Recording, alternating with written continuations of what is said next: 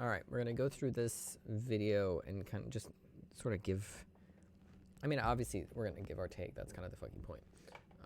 But I'm interested to see what specific, because there's like the theme, or not theme, the meme on TikTok. I don't know if it's still there. I haven't been on TikTok in a minute. Except for this today, like right before stream. I haven't been on TikTok in a while before that. Of like people's icks, so like turn-offs. I think it'll be interesting to give my take on that, seeing as I am who I am. So, comment section. I'm Brett Cooper. Guys, today we are talking about the infamous ick list. As if. If you have no idea what I'm talking about, allow me to enlighten you, because the subject is very funny and it has been trending on social media for a while now. It's not really a specific trend that's happening right now. It's just been going on for a couple of years. I've been watching a lot of YouTube and proper TV lately, so I've not really been on TikTok. More and more people are doing it, and more people are TikTok's usually where I go when I don't have anything to do, or I don't know what I want to do. So I'll revert to TikTok until I figure out what I want to do.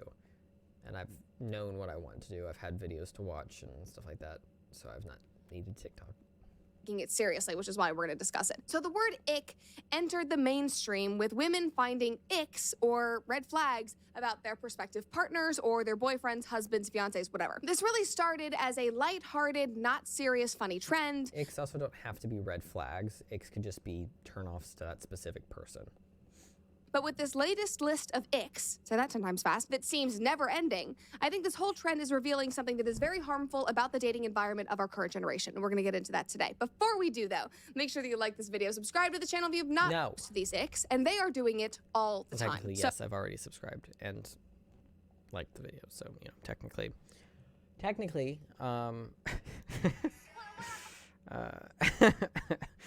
I did finish hanging the stuff up on the wall. I meant to post that before I started this video. I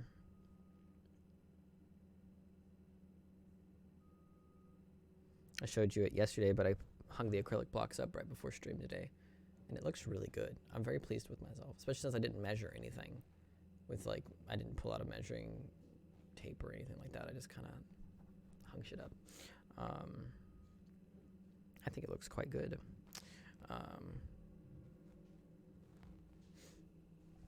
So one TikTok account took it upon himself to compile an insane list of these women's dating icks. And to all my guys out there, I'm going to warn you in advance, you are shit out of luck. So someone just watched a bunch of these videos and made a list. Keep in mind that a lot of these videos are made in jest. They're not serious. To my knowledge, a lot of the ick videos are made the same way that, like, toxic people, like toxic men specifically, will be like, it's gay to wash your asshole, you know, like that, like, except unfortunately the guys are usually not joking in that situation, but like how that's been memed to death. The like, oh, hey fellas, is it gay to love your girlfriend? Like things like that. To my knowledge, the whole ick trend, a lot of it ended up kind of turning into that style of like memery, for lack of a better term. So I'll be interested to see how many of these feel legitimate and how many of these are completely ridiculous. According to the, let's see, number 585th ick, which is the latest addition to this list. There are 585 reasons that women apparently do not like you and do not want to date you. Dear God. All right, let's watch this video. When he takes a nap, it irrationally annoys me. She did say irrationally. Ick videos going down. There we go. 585. Don't take a nap. Nope. That's the latest, guys. You can't. The caption reads, "We can't." She's aware of the fact that it's an irrational thing to feel that way, which is always nice when people are like, "That's definitely weird of me to think that," but I still think it. You know. And even rest without it being a problem. No, you cannot, because napping might irrationally annoy your partner. Somebody commented and said, I must admit, after being single, I have a nap all the time. Nobody gets mad at me. Sometimes I text my ex to tell her I'm napping. Somebody else said he only takes a nap to avoid talking to her. That might be the case. Somebody else said, so they have a list of what they don't like. Can we, LOL? And somebody said, no, we can't, or we'll get canceled. Yes! Like, honestly, just imagine if this was a trend among men complaining about women. The shrieking and crying that would have... It doesn't need to be a trend. Men have complained about women publicly for all of history. So so there's not a need for the meme, because it's just life. Huh? would occur online would literally shake the earth. It really reminds me of this thing that happened on a college campus. I don't remember what school it was at particularly, but these women compiled a list online of men that they had gone out on dates with that they thought were harmful, dangerous, weird, and kind of like as a warning for other women, like don't go out with them, and you could go and search and see if the guy that you were dating or wanted to go out with was on this list. And guys were speaking out and saying, well, just because you didn't like me doesn't mean that somebody else is going to like me, and just because you thought But you just said it was a list of men who people found dangerous, not just men they didn't like. Those are different things.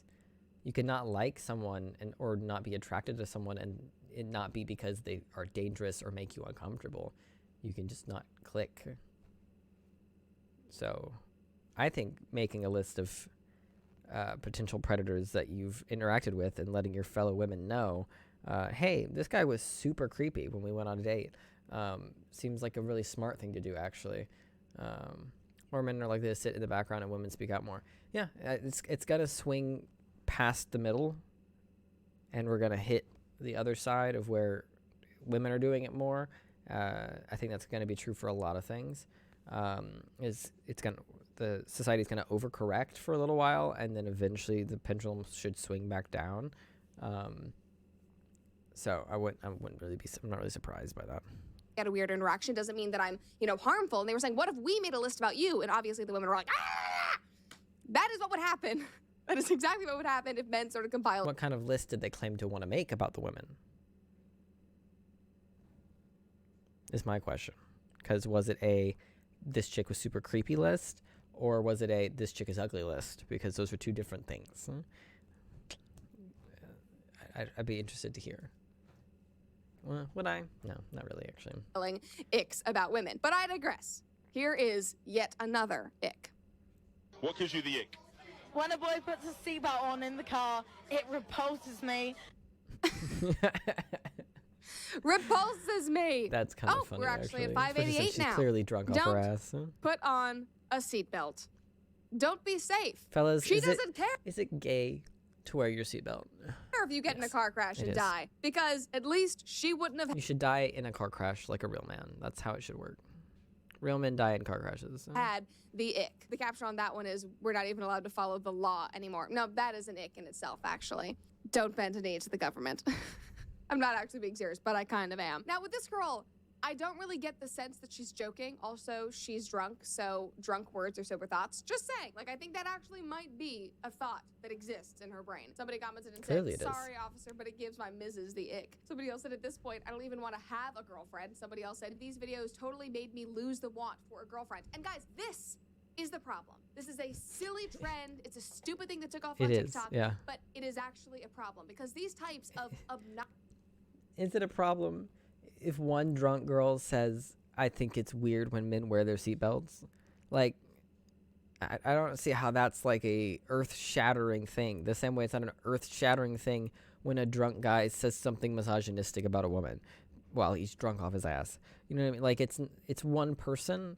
Like, now if that video's comment sections is full of a bunch of women going, yeah, seatbelts are super gay. Like, it's so weird and uncomfortable when he doesn't wear, or when he puts on his seatbelt. Like, I really wish, if it was a whole comment section full of things like corroborating her nonsense, then maybe I could understand. But like I said, a lot of these clips and a lot of the things on this list are going to be random people saying random things that they feel personally. They're not systemic things.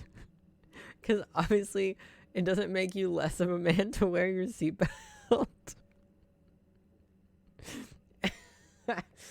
Just in that drunk girl's eyes, she thinks it's weird. Obnoxious statements is yet another reason why there is a growing divide between men and women in our dating world, and why more and more men are just throwing up their hands and saying, fine, I won't date at all. We've talked about that a lot. We've talked about how men are just saying, nope, I don't need to date. I don't want to date. I don't want to even try. I don't want to be on dating apps. And you wonder why. I don't either, but that's not because of the women that exist. That's just because of me. You seriously wonder why. Like, wake up, ladies. You're making requests like these. Like, I've been sitting here, and I'm genuinely trying to think about it. Is it too much to ask men to not take naps and not wear their seatbelts? That doesn't seem like a large ask. But I think that I only have one ick, and it's not even really about guys specifically. It's about people who feed their dogs dead. Oh, we love a good segue. So comps. I won't have a problem with you. There will be no more icks on my watch. But I digress. Here's another real ick. I don't like when men know how to cook, because why do you know how to cook? That's a problem. Excuse me? What? Now that one I would imagine is a more common one. I would be willing to bet that one's a more common one amongst like traditionalists, because traditionally the woman is the cook because she's the one who stays home and takes care of the kids in the house, and she has to have dinner ready on the table when the husband gets home, yada yada yada. So I would imagine that one's a little bit more widespread of a thought, like widespread of an ick, than the wearing seatbelts one, just because it's so based in stereotypical gender roles. But also at the same time, there are so many women who like it when a man cooks for them. So it's still not universal necessarily. I would, like I said, I would imagine it's going to be a more common one, that more women are going to be like, I should be the one cooking, not you, yada yada yada. Even though pretty much everyone in the older generations will tell you that if a man knows how to cook, it makes him more attractive to women, because it does. Like, having skills makes you more attractive. That's especially useful skills like cooking makes you more attractive. That's how life works. Especially something like food, which is pretty universally a thing people like, for the most part. So, like, in my family, my dad was the cook. My mom could cook, but my dad could cook more things. And I think they would both agree that he is the better cook. The things, she has her, like, select dishes that she does, especially, like, around, like, the holidays and stuff. She has her certain dishes that she does, and she's not, like, incapable of cooking. My dad just does it more. And was the primary cook, also partially because he was home first, so he could cook and have dinner ready before she got home. So there's that too. I kind of want to read some of the ones in this list. 347, don't dive into water. 348, don't get electrocuted. 349, having fun in life. Having a certain name. Don't have a bath. Don't undo your laces. Catching the bus, don't tie your shoes, getting called by your last name, being born in December, laughing at a joke, editing messages, flying a kite, being a man. That's a fair one. As someone who finds being a man an ick. As a guy who finds being a man a personal ick. That's the most valid one on the list so far. Being comfortable, drinking with a straw, having fun in the snow, feet hurting on a stone beach. That's very specific. Being hospitalized, having fun at a park, wearing slippers, typing on a keyboard, having a name not ending in, not knowing a song. Very interesting. I thought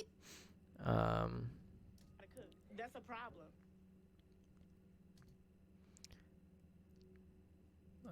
Don't have any fun. Don't jump into water. Oh, it seems we've got a couple repeats because we're back up to 43 instead of 343, and we've got a couple repeats. 45 is just question marks. 46, don't wear a seatbelt.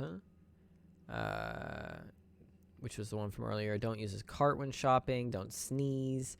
Don't have earlobes. Don't have earlobes. What? I want to see the video that prompted that one. Don't wear a helmet. Don't carry boxes. Don't use a harness when rock climbing. Can't hug mom. Don't ride a bike. Don't have fun. Don't follow the crowd at a concert. Don't use sauce. Don't jump. Don't ice skate. Don't eat soup. Don't wear socks. Don't look for parking. Don't mow the lawn. Don't eat food. Don't swing on a swing. And don't hula hoop. Excuse? Don't tie shoelaces. Yeah, we've definitely got repeats in here. Someone hasn't edited their list. Excuse me. I thought that you wanted men to do everything for you. Here we go. Oh, the one right before Also, I think these are numbered wrong.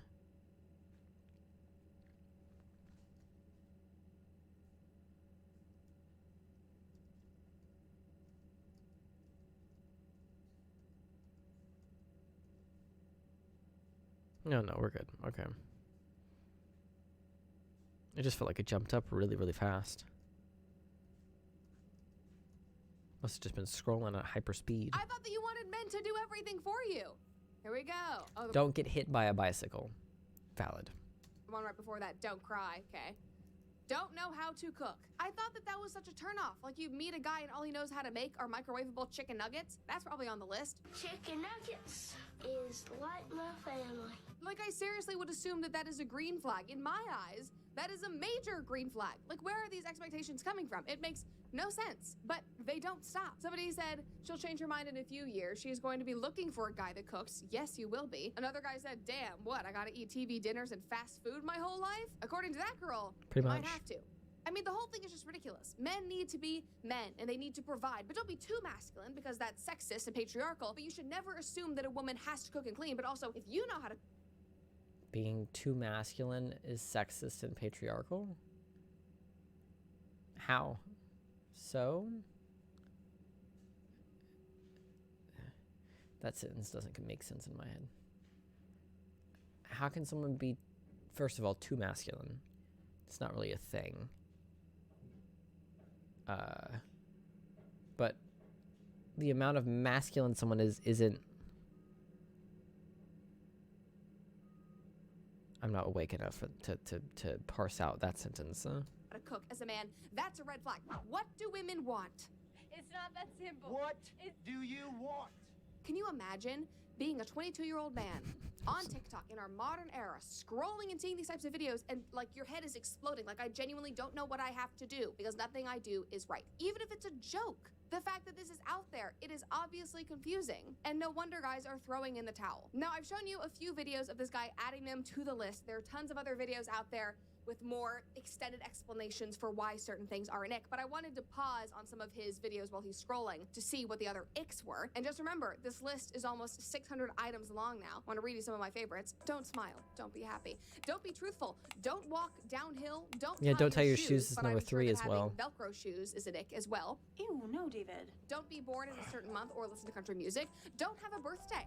No, could you just not be born? There's a lot of shoelaces ones. I wonder if he came across the same video multiple times. Could you be like Zeus's daughter and just come out of his head? Maybe that'd be great. Don't fall over. Don't have a bath. Don't have a hobby.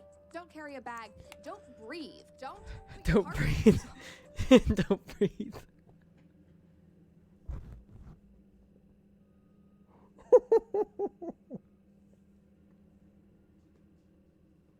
I mean, breathing's a personal ick for me. I mean, that's completely relatable. Especially number 99, don't breathe when talking. That's very specific. Like, you're not allowed to breathe at all, but especially don't breathe when you're talking. You know what I mean? Like, that's, like, super, like, just disgusting of you to breathe while you talk.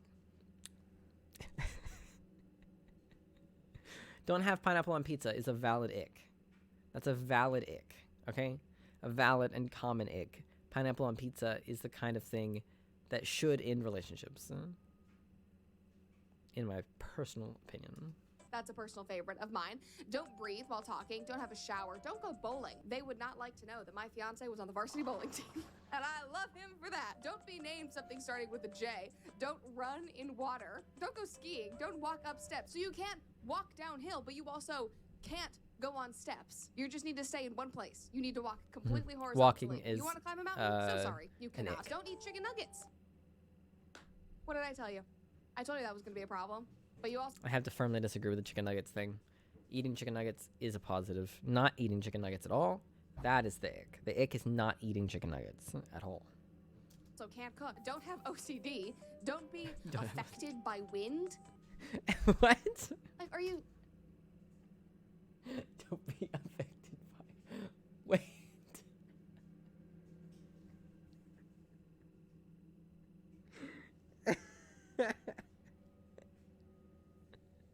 I just love the way that's worded.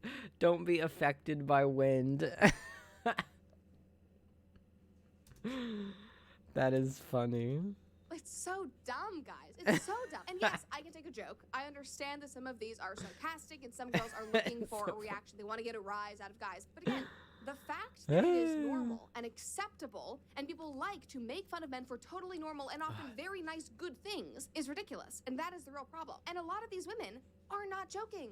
They aren't making jokes. They are genuinely turned off by some of these things. And we've talked about this before. And you're allowed to. Individuals are allowed to have weird things that they draw the line in the sand for. That's completely allowed. Like, Like, if you really don't like it when people breathe in a certain way, like mouth breathers, like let's say you really don't like people who breathe through their mouth exclusively, that's completely fine and valid. Like, that's completely understandable. Like, if that's something that annoys you, like, then you shouldn't be expected to be with someone who annoys you by existing the way that they exist. You know what I mean? Like, as someone who's very sensitive to a lot of noises and stuff, like, if I was dating someone who had like, who liked to tap on things a lot, or like maybe had really like had it like one of those whistle breathing, like when they breathe their nose kind of whistles, like things like that would really put me off of spending time around somebody, because it would overwhelm me faster to spend time around them. So I would look for someone who doesn't do those things, or feels the same way about those things as I do, for example. And that's just a normal part of finding a partner, or finding someone to spend time with, or finding someone to be in any sort of a relationship with, regardless if it's romantic or not, is finding people who have similar tastes to you and who don't naturally get on your nerves, because there are going to be people who, in their natural state of existence, without trying to piss you off, are going to get on your nerves. That's just how the world works. So some of these icks on this list are obviously really goofy and really dumb, like the don't breathe one. But I imagine they probably stem from a place of someone's personal, very specific experiences. And also isn't literally just don't breathe at all. Probably don't breathe XYZ, like don't breathe through your mouth, like as a, like a, don't be just a mouth breather. Things like that, like, you know what I mean? Although it is a fun list to laugh at. I gotta give them that. But it's getting to the point where men are not only giving up on dating, but they are becoming proud of themselves for giving up on the entire concept, which is the sad reality that all of this has resulted in. Here's an article, Why Men Have Given Up on Dating, understanding the hashtag MGTOW movement, and that stands for the Men Going Their Own Way movement, and this article highlights it, and it explains MGTOWs are some of the basically reasons why incels. men have gone their own way and have given up on dating, and it directly correlates to the icks that so many of these women are making fun of and talking about online. One guy said, quote, I haven't completely given up on dating women, but I am currently on a hiatus. I may end up alone forever, probably because my standards are still too high. Still, I won't settle until I can find someone who holds herself to the same standards that she holds me to. That's so good. Which is fair. And I would imagine a lot of the things on this list fall under that.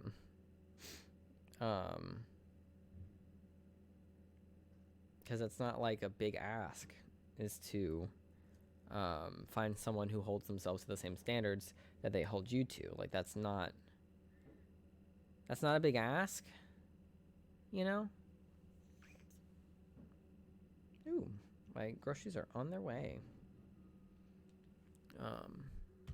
That's just that's how dating works, is finding people who have the same standards as you and meet your standards, etc.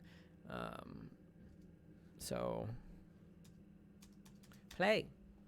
And you know what? I can't fault him for it at all, because that's very understandable. That's not bad at all. If women are going to have these crazy ick lists and these crazy demands, then they should be holding themselves to an equal standard of perfection.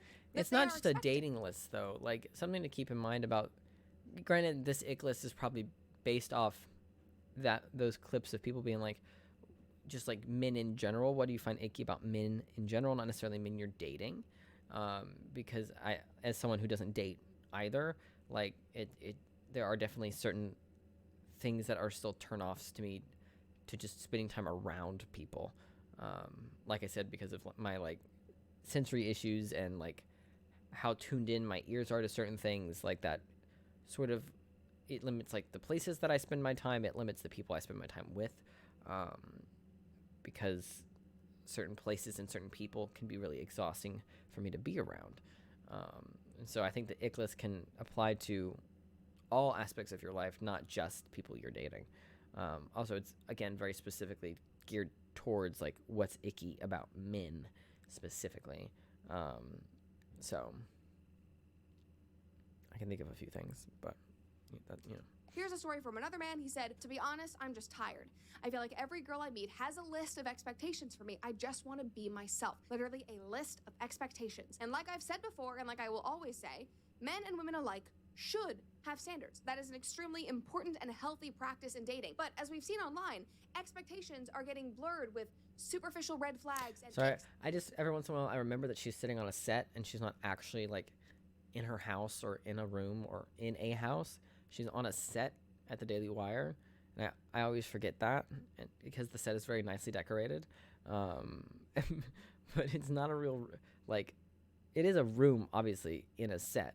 But it's like a set that she goes and sits down on to make it look like she's in a home when she's not. She's in a warehouse somewhere on a set. And it is becoming impossible for men to keep up. It's becoming impossible for them to figure out what is sarcastic, what's a joke, or what is some actually very unrealistic standard that they have to live up to. Another guy said, I do not feel motivated to put in the effort. It's been a year since I've given up dating, and I've grown to love my peace where I do not have to have my every action, purchase, and thought questioned or attacked. Like, that's genuinely heartbreaking. They don't feel like... I mean, there's probably a lot of people, there are a lot of people out there who don't really know what it's like to just be on your own, because our society so aggressively pushes like love and partnership and relationships, like it's everywhere in our society, and so a lot of people get it in their head that they have to be with somebody at all times, and don't understand what it's like to be on their own and how nice being on their own can actually be.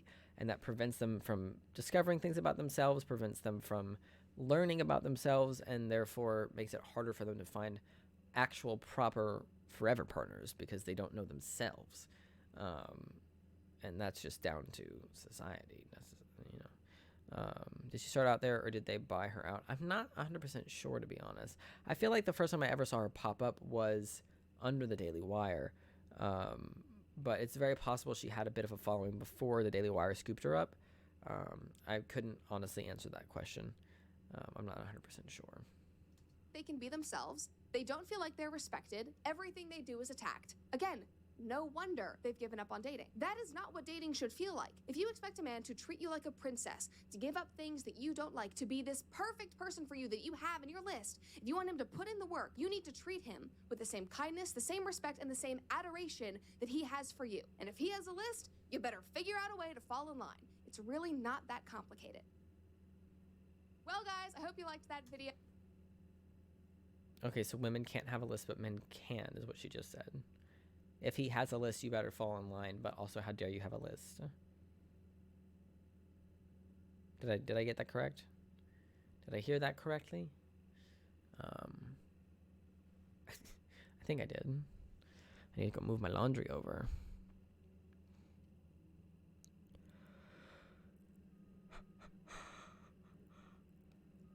Ugh, Matt Walsh, gross. Also, my grocery should be here in a minute. Oh, was she? Okay. I'm sorry, I'm half asleep, so forgive me. I'm so sleepy. This is gonna be a really short stream today. Alright, let me go get my groceries. Or move the laundry over and then get my groceries.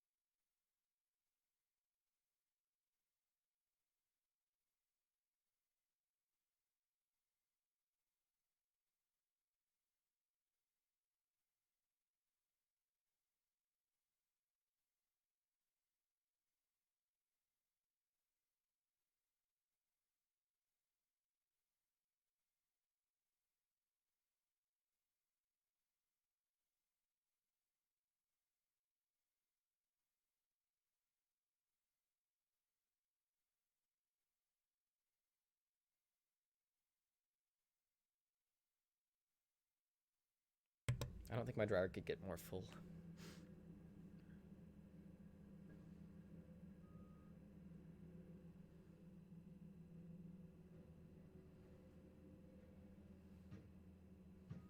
And I attack.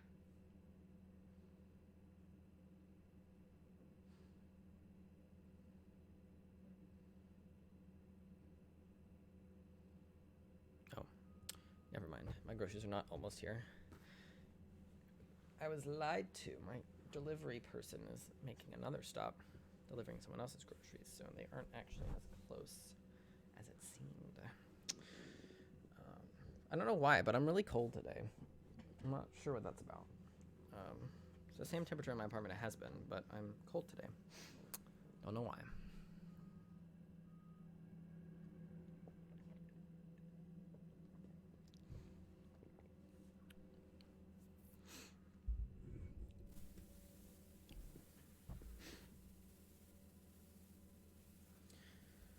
Oh God, I'm tired. Okay. And what better to make myself more tired than dealing with Matt Walsh? Maybe Steven Crowder. Steven Crowder might make me more tired. Considering my recent 17-minute rant against therapy, it will not surprise you to learn that I do not share modern society's overriding concern for mental health. Now, as I'll explain in a moment, mental health is important, arguably, if we understand the term a certain way, a way very different from how it is commonly understood. But if we accept the popular narrative about mental health, it will lead us to all sorts of unfortunate directions. It leads us, most unfortunately, to a country where some 65 million people are currently taking psychiatric drugs. And in a result not quite as dire, but still pretty bad, it leads us to this article from the website Essence. Headline, nearly 40% of black women have quit jobs because they didn't feel emotionally safe. New survey findings from black women-focused mental health app Exhale found that the group often feels unprotected and discouraged from leaning into their identity in the workplace. Now, we don't have the time to dissect every piece of this, so phrases like leaning into their identity in the workplace will just have to be left alone for now. At first blush, it may seem totally incoherent. I mean, how can you lean into your own identity? Your identity is just who you are. What they mean by that, Matt, is a lot of black women, especially, but black people in general, are discouraged from wearing their hair in certain ways or speaking about their culture, especially black people who are not necessarily like black Americans. They're like black Africans or something like that. So they have slightly different culture, or even just black American culture. Like a lot of times in the workplace, like cornrows and stuff are like on the no-go list for like dress codes and stuff. Like a lot of black hairstyles and stuff are not allowed in the workplace because they're not seen as professional. I would imagine that's what the article is talking about. I don't know, I've not read the article, but that's what it makes me think of when it says they are discouraged from leaning into their identities as black people. I would imagine that's probably what they're talking about. I could be wrong, but that's where my brain goes. Rather insufferable lean into expression normally means that you're working hard at something, that you're showing great effort and perseverance. No, that's not what lean into means, but lean into is more gentle than that. You're leaning, you're not shoving. How can you work hard at your own identity? And anyway, why is that the kind of... Has Matt Walsh never questioned himself before? Does he not know what it means to work on yourself? I mean, clearly he doesn't, but like, that's what it means to work on your identity. Like, it's to work on yourself, is to learn about yourself, to come to understand yourself better, to learn how to express yourself better, to learn what your brain and what your body likes, things like that is what it... Obviously, Matt has never done any internal exploration, but I do find it interesting when things like that show up in his videos. Of work you'd be doing in the workplace. Your employer didn't hire you to sit around and simply exist as yourself. If your boss asks you what you did all day, it'd be a bad idea to answer, well, I existed. I did a lot of existing. I really leaned into my identity. In fact, I'm going to bring my work home with me and continue existing even off the clock. That's how committed I am, boss. He thinks he's so funny. Doesn't make much sense. Until you understand that by lean into your identity, what they really mean is do and say whatever you want all the time. And what that really means in context and in practical terms is be a lazy, unproductive. That's what anyone who expresses a desire to lean into their identity in the workplace That's what they really mean 100% of the time. I know we said we wouldn't spend a lot of time on... See, he also says things like 100% of the time, which is just not a phrase you should use if you're doing any form of reporting, in my opinion, unless the statistic is actually 100%, which is super fucking rare. I'm too tired for this. This, but it turns out that it's a very relevant Honestly, point. me being tired might help us get through these a little bit faster because I won't be able to remember the points that I wanted to make while listening to them talk. So it might actually help us get through these videos a little bit faster. Very relevant to the main point, as we'll see as we continue. Quote, black women are increasingly prioritizing their mental health, but it's coming at the cost of their livelihood. Exhale a well-being. In this economy, like, prioritizing your existence is going to cost you money because, like, me, for example, like this past month, I've been sick for a lot of the month. So even though I probably could have dragged myself into work and worked, I didn't want to have to do that because I needed to take the time to allow my body to heal and to rest in order to not burn myself out even more than I was already burnt out before I got sick. And because of that, I am now in momentary financial ruin because I missed a couple weeks of work because I was ill. Not just because I didn't just take time off for my mental health, even though I think people should be allowed to do that every once in a while, especially in my job after peak season, for example, where everybody's working at least 50 hours a week, and are burning themselves out consistently and considerably for a decent amount of time.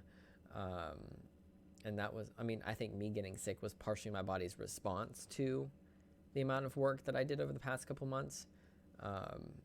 On top of traveling and being in a big old airport where there are millions of people in the airport itself, maybe not millions, but hundreds of thousands of people in the airport itself.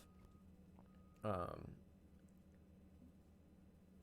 forget where I was going with that, but I think I already made my point, so we'll be fine.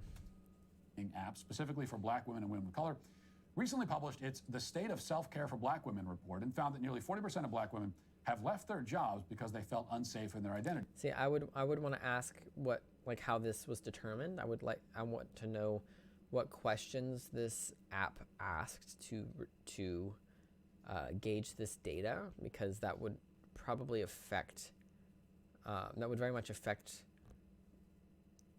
the statistic, because you can very much gear statistics in a certain way based on how you quantify the answers to the questions that you ask.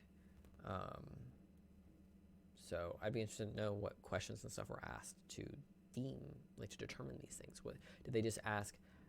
Have you ever left your job because you felt unsafe in your identity?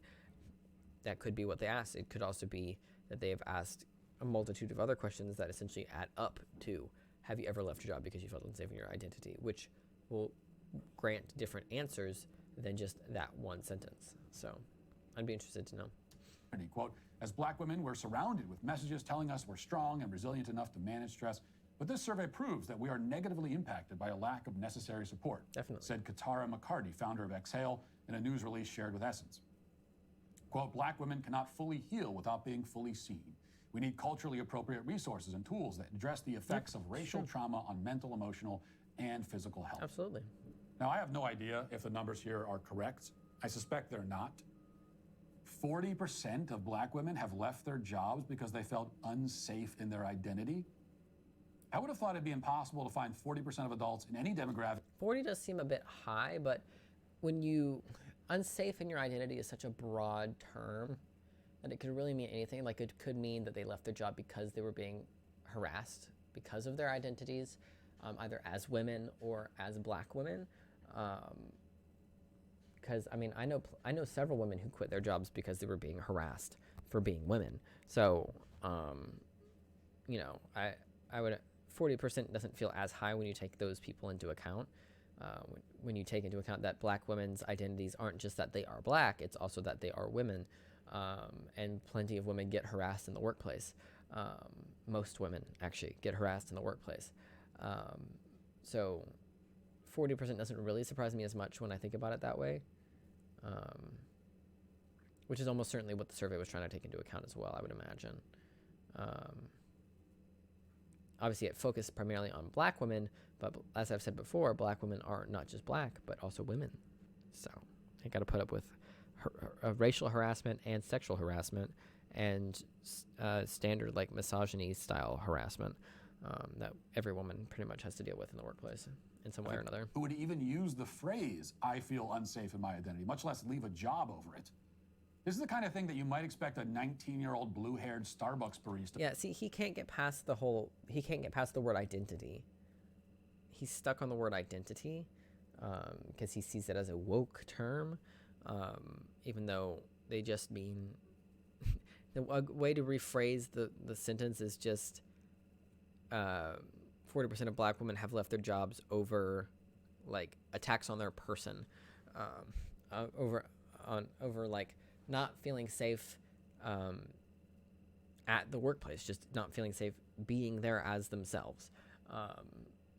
But because they use the term identity, it sends off alarm bells in his brain, and makes him go, oh my God, the woke mob, bleh, you know, and it's very clear that that's where he's stuck. Huh? To scream as she storms out of her job because a customer misgendered her. That's it, I'm leaving. I feel so unsafe in my identity here. I can imagine that. I can't imagine 40% of adults in any group carrying on this way. But perhaps I'm being overly optimistic, I don't know. Back to the article, quote, the report analyzed responses from 1,005 black women in the United States and unpacks the stressors they experience every day across various touch points in their lives, particularly in their professional lives. For example, 66% of respondents say that they overexert themselves to excel in the workplace and to take care of personal responsibilities. As Essence previously reported, burnout is prevalent among black women and can often manifest in physical ailments. Quote, constantly striving to be the best of the best while foregoing self-care is really an epic. If he says anything about burnout not just being a black woman's issue, like obviously it's not. Everyone can burn out, and most people do burn out, especially in the economy that we're in right now. Just this article and this set of research was specifically talking about black women. They were specifically asking black women about their experiences with burnout and the workplace. So I imagine his brain goes, but what about everybody else in the workplace? But what about the white men in the workplace?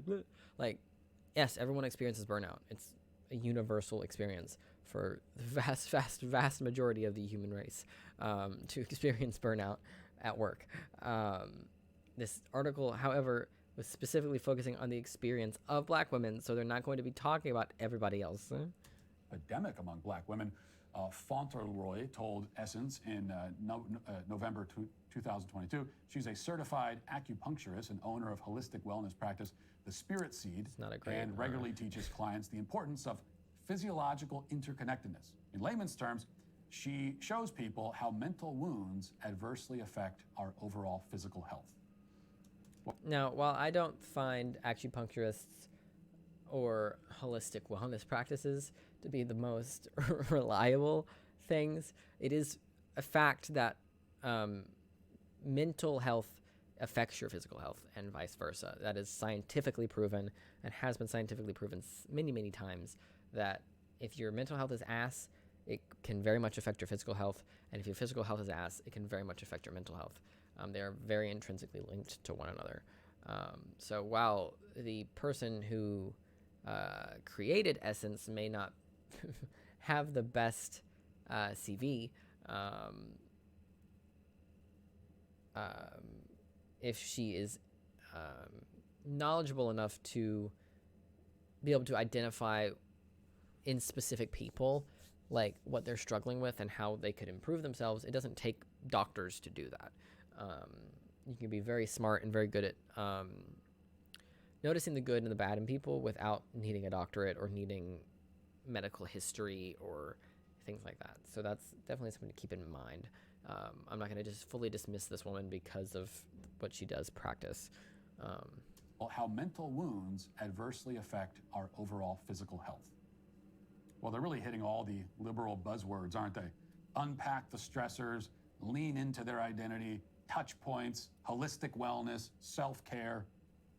I would say that this sounds like it was written by AI, except that the article is not nearly authentic and human enough to have been written by AI. Now, the obvious point is that this is self-victimization on steroids. Here we find another example of this absurd Why is it always that black women... Why do they always go to self-victimization when they talk about black people. Like, it's so frustrating because, like, you don't have to self-victimize to experience, like, racism and stuff. Like, black women especially are going to experience racism and misogyny, and experience it in a different way than white women do. They experience misogyny in a different way than white women, and they experience racism in a different way than black men do.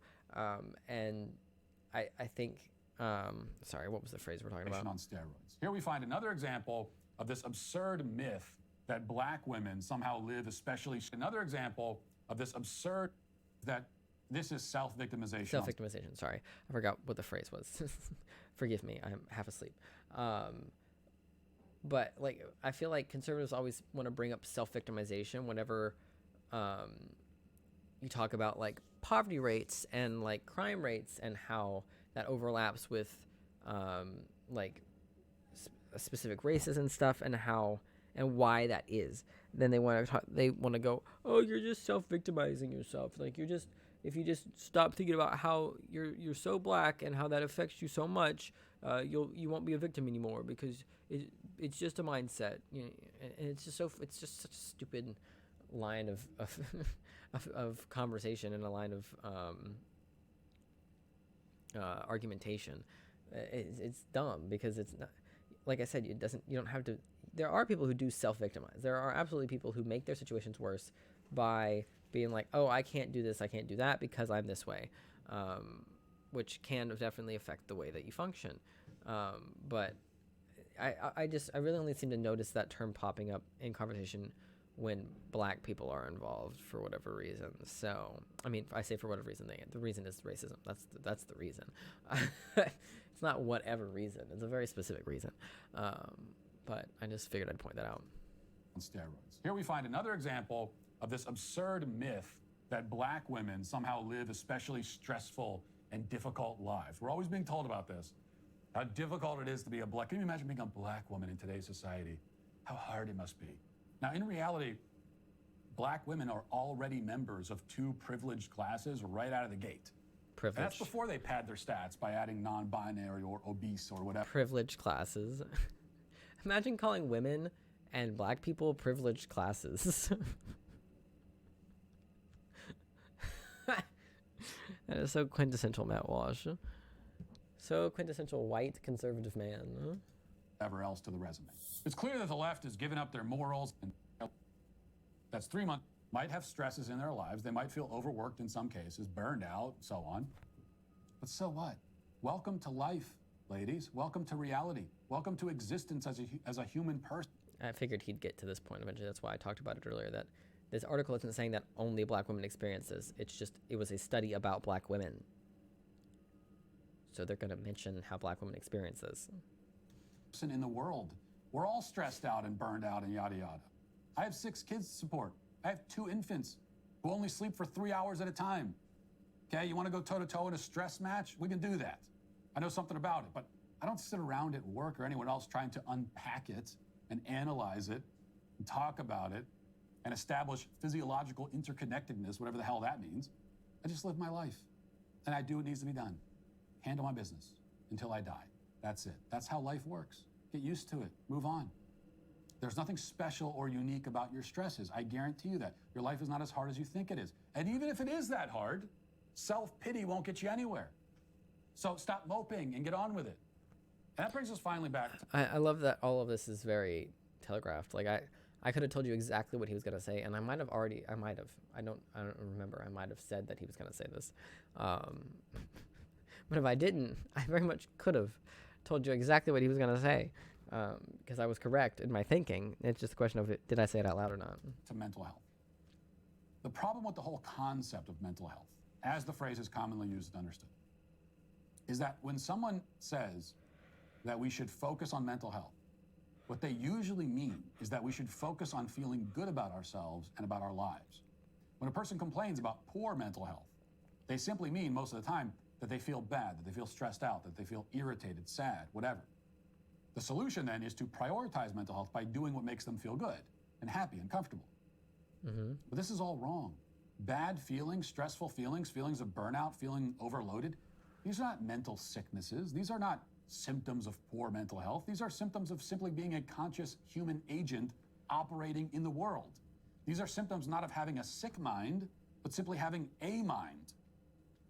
So if you talk about, oh, I have stresses and I have this and I feel uncomfortable, good. That means that you're conscious. That means you're a person. The alternative is what? To be catatonic? Trying to avoid uncomfortable feelings and experiences, that is not... Am I just tired? Or is anyone else confused as to what the fuck he's talking about? Or is that just me? Does it sound like he's gone off on a tangent to anybody else, or is it just because I'm tired? Because it feels like he's gone off on a tangent that's really not related to what the article is about. I can't tell if it's just me or not.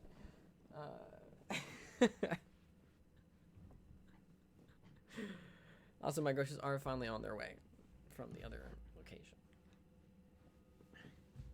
God, that was so difficult. Okay. Prioritizing your mental health, because uncomfortable feelings and experiences do not jeopardize your mental health. In fact, it's... Yes, they do. What? Trying to avoid uncomfortable feelings and experiences, that is not prioritizing your mental health, because uncomfortable feelings and experiences do not jeopardize your mental health.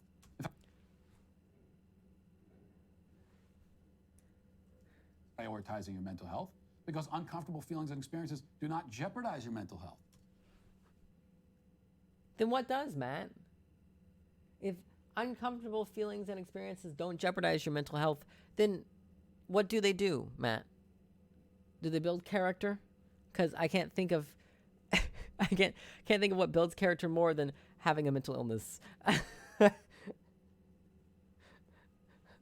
Wait,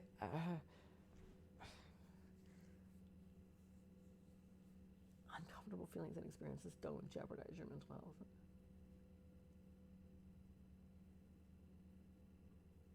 God, that hurts my brain. Okay. In fact, it's the opposite. A mentally healthy person is a person who experiences stress and experiences sadness and discomfort and then continues on functioning as normal in spite of it. In other words, prioritizing your mental health... Yes, that can be true. Mentally healthy person is a person who experiences stress and experiences sadness. That is what a mentally healthy person does. But that's why we're talking about mental illness. Because there are people who can't just get on with their day when they experience these stressors and these sadnesses because of their mental illness. Like, does he just not know what mental illness is? Like, is that what's happening? I think that might be what's happening. The discomfort, and then continues on functioning as normal in spite of it. In other words, prioritizing your mental health means going to work and feeling stressed out, and then coming home and going about your life without whining about it constantly. That's what I meant. That's not... It's just the complete lack of basic understanding of how human beings work is just... It's hurting my already tired brain. So if you're sad and depressed, just go to work and then go home. That's what he just said. He just said, if you're stressed and sad at work, just deal with it.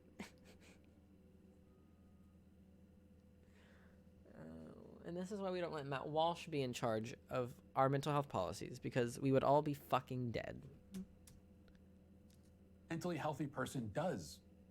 The more you complain, the more you shield yourself from discomfort by quitting jobs or taking medicine or whatever else, the more mentally sick you make yourself. Now, taking medicine is what makes you ill? Taking medicine is what makes you mentally ill. Max would be so overjoyed to learn this, that if they just stopped taking their meds, they wouldn't be mentally ill anymore.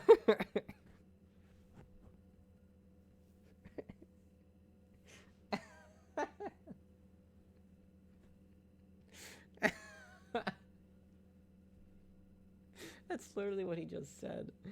Oh. I can't get over how fucking ridiculous it is. I'm gonna let Max know. I'm watching Matt Walsh right now, and I've just learned that if you just stop taking your mental health medication, you won't be mentally ill anymore. It's crazy that it took us this long to figure that out.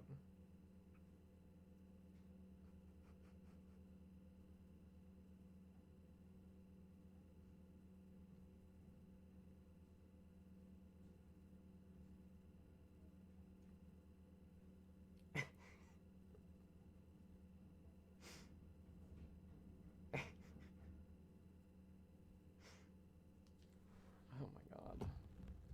My brain. In truth, with all that said, and you know, this is the appropriate way of understanding mental health, but I still don't love.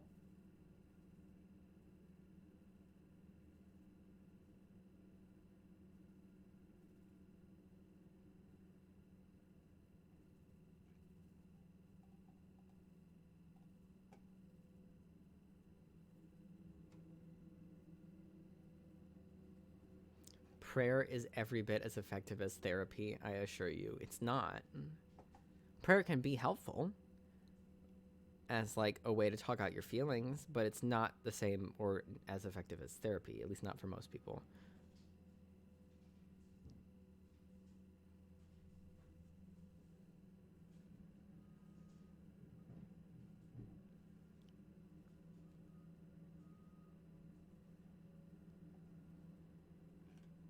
I just can't get over that. Of the mental health versus He literally just said if you stop taking your mental health medication, you won't be mentally unwell anymore. Sickness language, even in this context. That's because health and sickness are diagnostic terms. They are medical language.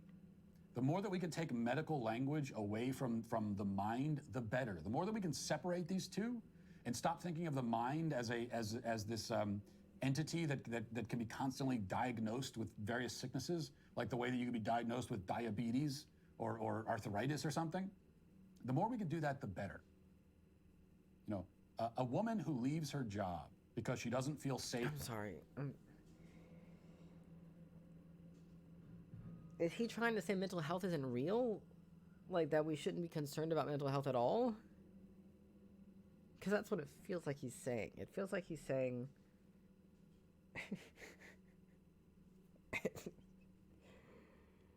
I don't have the brain width for this. I think that's making it more interesting, though, is the fact that my brain is struggling to process his words. Although I usually struggle to process his words anyways, because they usually don't make any fucking sense. But they especially don't make any fucking sense right now. Safe in her identity is not mentally sick exactly. This is a moral defect. This is a character flaw.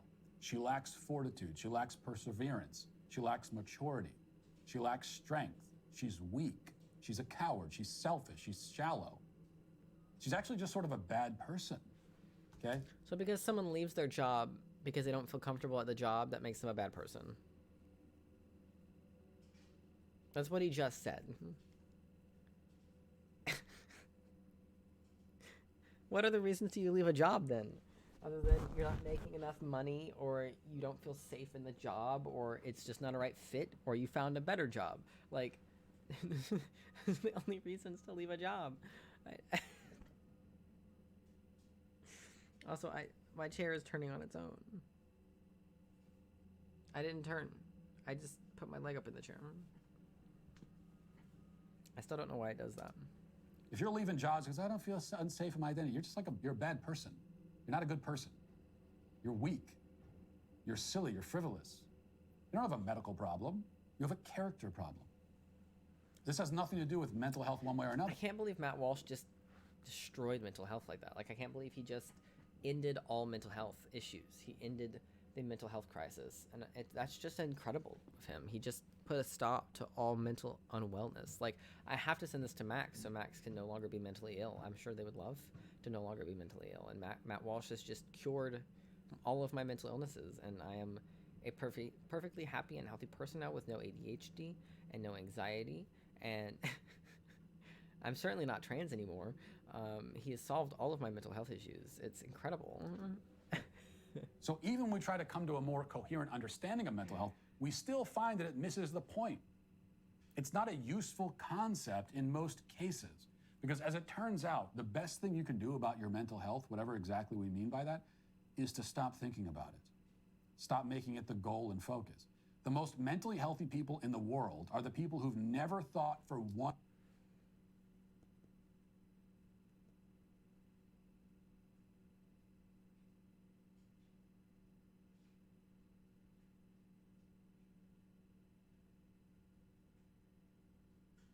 very confused by the route that it's showing for my delivery. I'm very confused.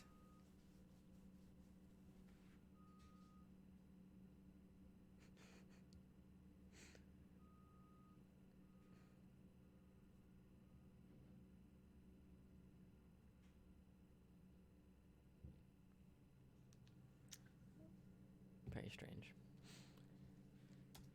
1 second about their mental health or done one single thing for the... Stop making it the goal and focus. The most mentally healthy people in the world are the people who've never thought for 1 second about their mental health or done one single thing for the sake of it. Okay, find me a person who has never uttered the phrase, I'm prioritizing my mental health. That person is way mentally healthier than anyone who has done the opposite.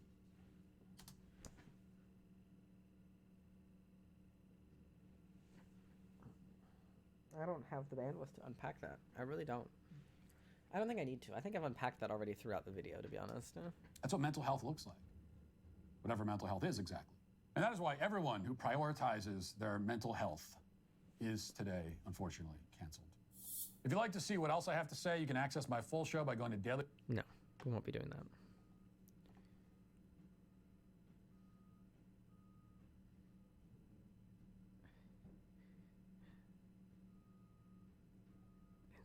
Sorry, my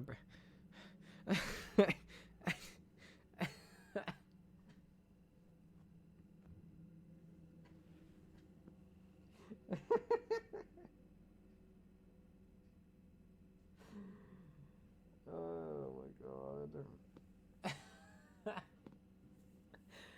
I so much want to live in his universe where mental health is just not a thing and therefore not a problem.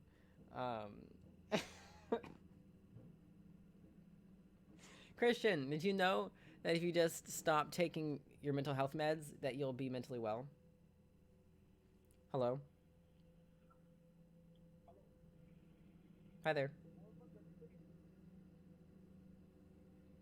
Yeah.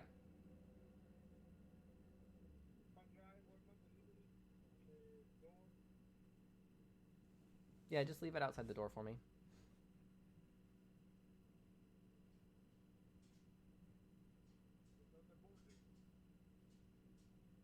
Sorry?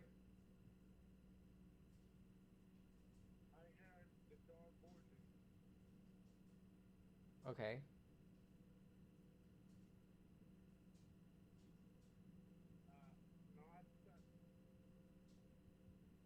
Are you not able to get in to the area?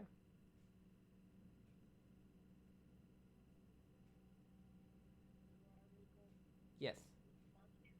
Yes.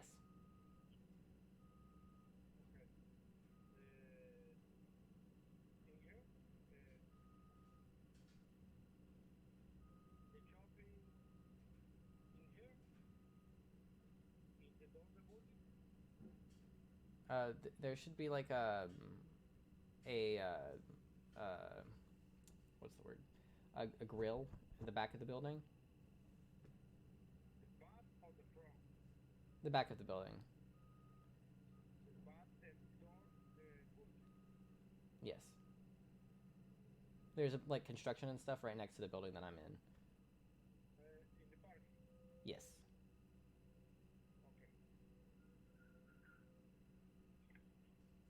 Sorry for the confusion. I'm half asleep. Sorry.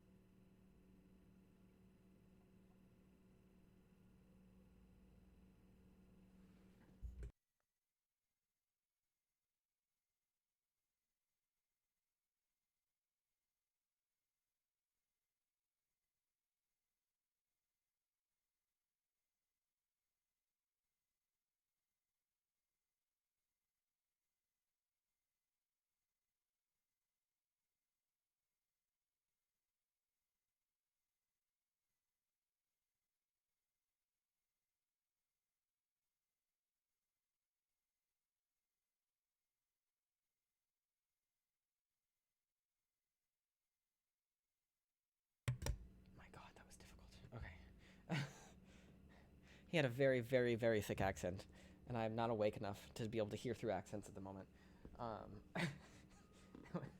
Whew. Oh, it was stressful.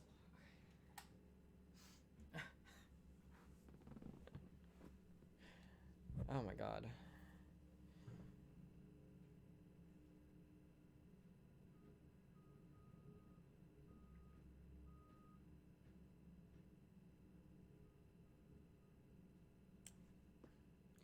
He still didn't put it in the right spot. I'm so annoyed. I literally said, I said the grill. Oh my god, whatever.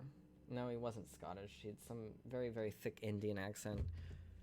Very, very thick accent. Okay, I gotta go get it because he sat it in front of the wrong door, so I'll be right back.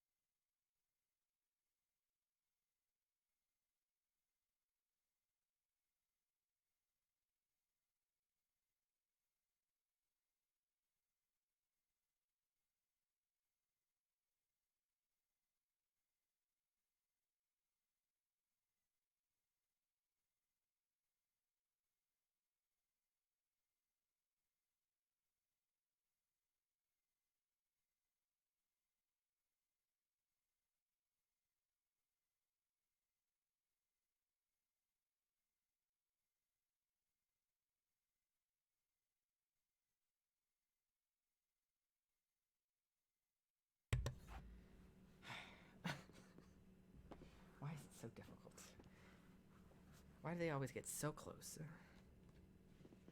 Oh, Max responded. Dang, I could have saved so much money by now if I'd done that, because I'd be dead, and being dead is free.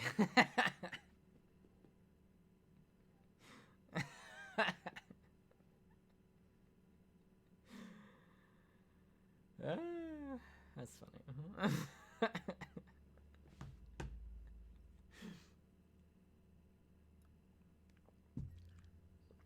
So I need to stay on for at least another hour so I can restart the dryer one more time, because I just restarted it just now. Like I put it was at like 20 minutes left, put it back up to 60 minutes. I need to stay here long enough to at least restart it one more time in the hopes that most of it will be dry, because I don't want to leave them sitting in there wet.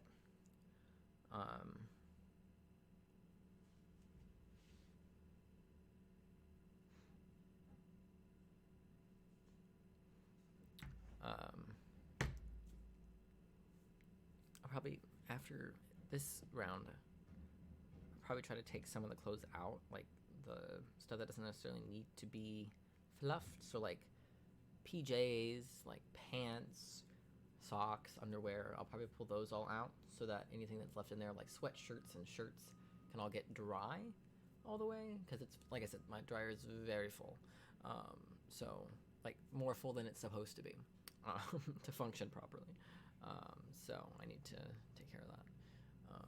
But it's not dry enough to take any of it out yet, so it will remain where it is at.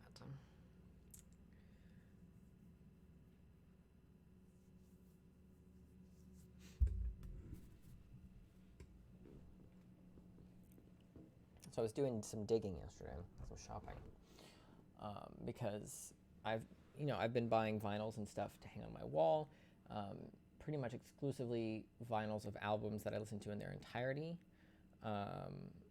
and there are a couple albums I want to add to the wall because they fall into that category. One of them being Gabriel Aplin's first album called English Rain, which came out in like 2013 or something. It's been out for a while. But I cannot find it anywhere. I know it exists because I have seen photos of the album, but the only place I've been able to find a copy of it on vinyl was some random website where I actually have to buy it from like Spain. And it's like over $100 for the one LP. And I haven't decided if it's worth it or not. It's not worth it right now. I won't be buying it right now. I don't have the spare 120 lying around to pay for that, especially since it's going to be wall art. I'm having to weigh whether or not it's worth it. If this were a normal month and I hadn't been sick all month, it would be worth it, and I would have bought it for myself and consider that my like Valentine's Day gift to myself. But I really had to dig. It's not like a scummy website. It's not like a sussy website necessarily. It's just a weird looking website, but I can't remember what the name of the website is, and it's on my tablet, which is at Libriana, so I can't just pull it up and show you, but like show you what the site is. But I knew it existed because when I Googled it the first time, photos of it popped up of the like vinyl itself, and people have posted it to like their Flixers and shit like that years ago. Flixer, or is it Mixer? I don't fucking know. Years ago, back when it came out. It seems it might have only been released on vinyl in the UK, which would make sense why I can't find it anywhere. Because I can find CD copies of it everywhere. Like I can buy one of those off Amazon, no problem. But the whole point is to have the art on the big art to go on the wall, and I really love the art for English Rain. So I might end up buying it at some point, but we'll see. Assuming it's still there, but I mean, it's probably been there for a while. I still expected to see more of it being sold on eBay, but no luck there. We have ours on for 2 hours and it will dry anything. Yeah, I wish I could set my dryer to go longer than the hour at a time, but it doesn't go any longer than that. 16 minutes is the longest you can set it to dry for at a time, which I really hate. I wish I could do like 90 minutes or 2 hours or something like that. Especially for days like today where the dryer is very full because I just wanted to get all the clothes washed, even though I don't have any plans of actually like hanging any of it up today. just don't have the energy for that. But I wanted to, my laundry basket was getting full, so I wanted to run mine through the wash, especially since I want to get some of Libriana's clothes washed. Her apartment building, you have to use quarters to use the washer dryer in her building. So I offered to just bring them here and do them at my place where you don't have to pay for it. It's just part of the water bill. She's got so many clothes, so she won't be running out anytime soon of clothes to wear. But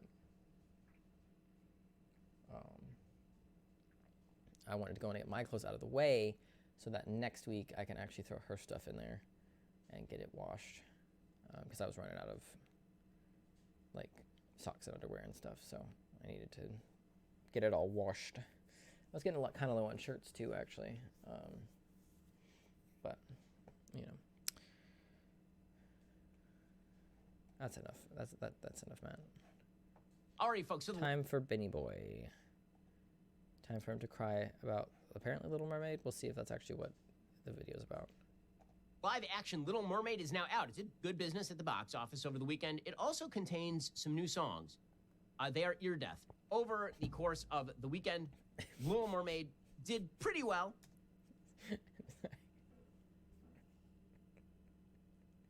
That was funny. The way he said that. It had sort of a solid holiday showing. I think that the... Okay, preemptively, I'm going to say I haven't seen the live action Little Mermaid because I have no interest in watching that movie. I genuinely don't care. So I don't know if he'll play any of the songs that he's talking about. Maybe we'll find it and pull it up and I can watch it without the sound on so that I don't get, ripped open by the copyright law. So I imagine he won't be playing the song either. He'll probably just read the lyrics.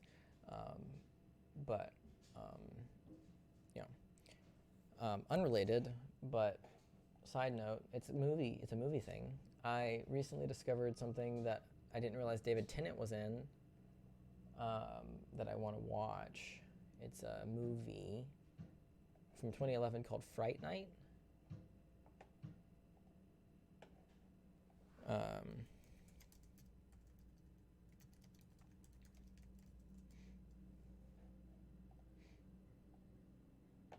And he looks like this in it. He's giving Klaus, quite frankly. He's like a vampire hunter or something. And I was like, who put David Tennant in eyeliner, and why didn't they tell me that they did that? Because that's super rude of them to do that and then leave me out of the conversation. It's very disrespectful, actually.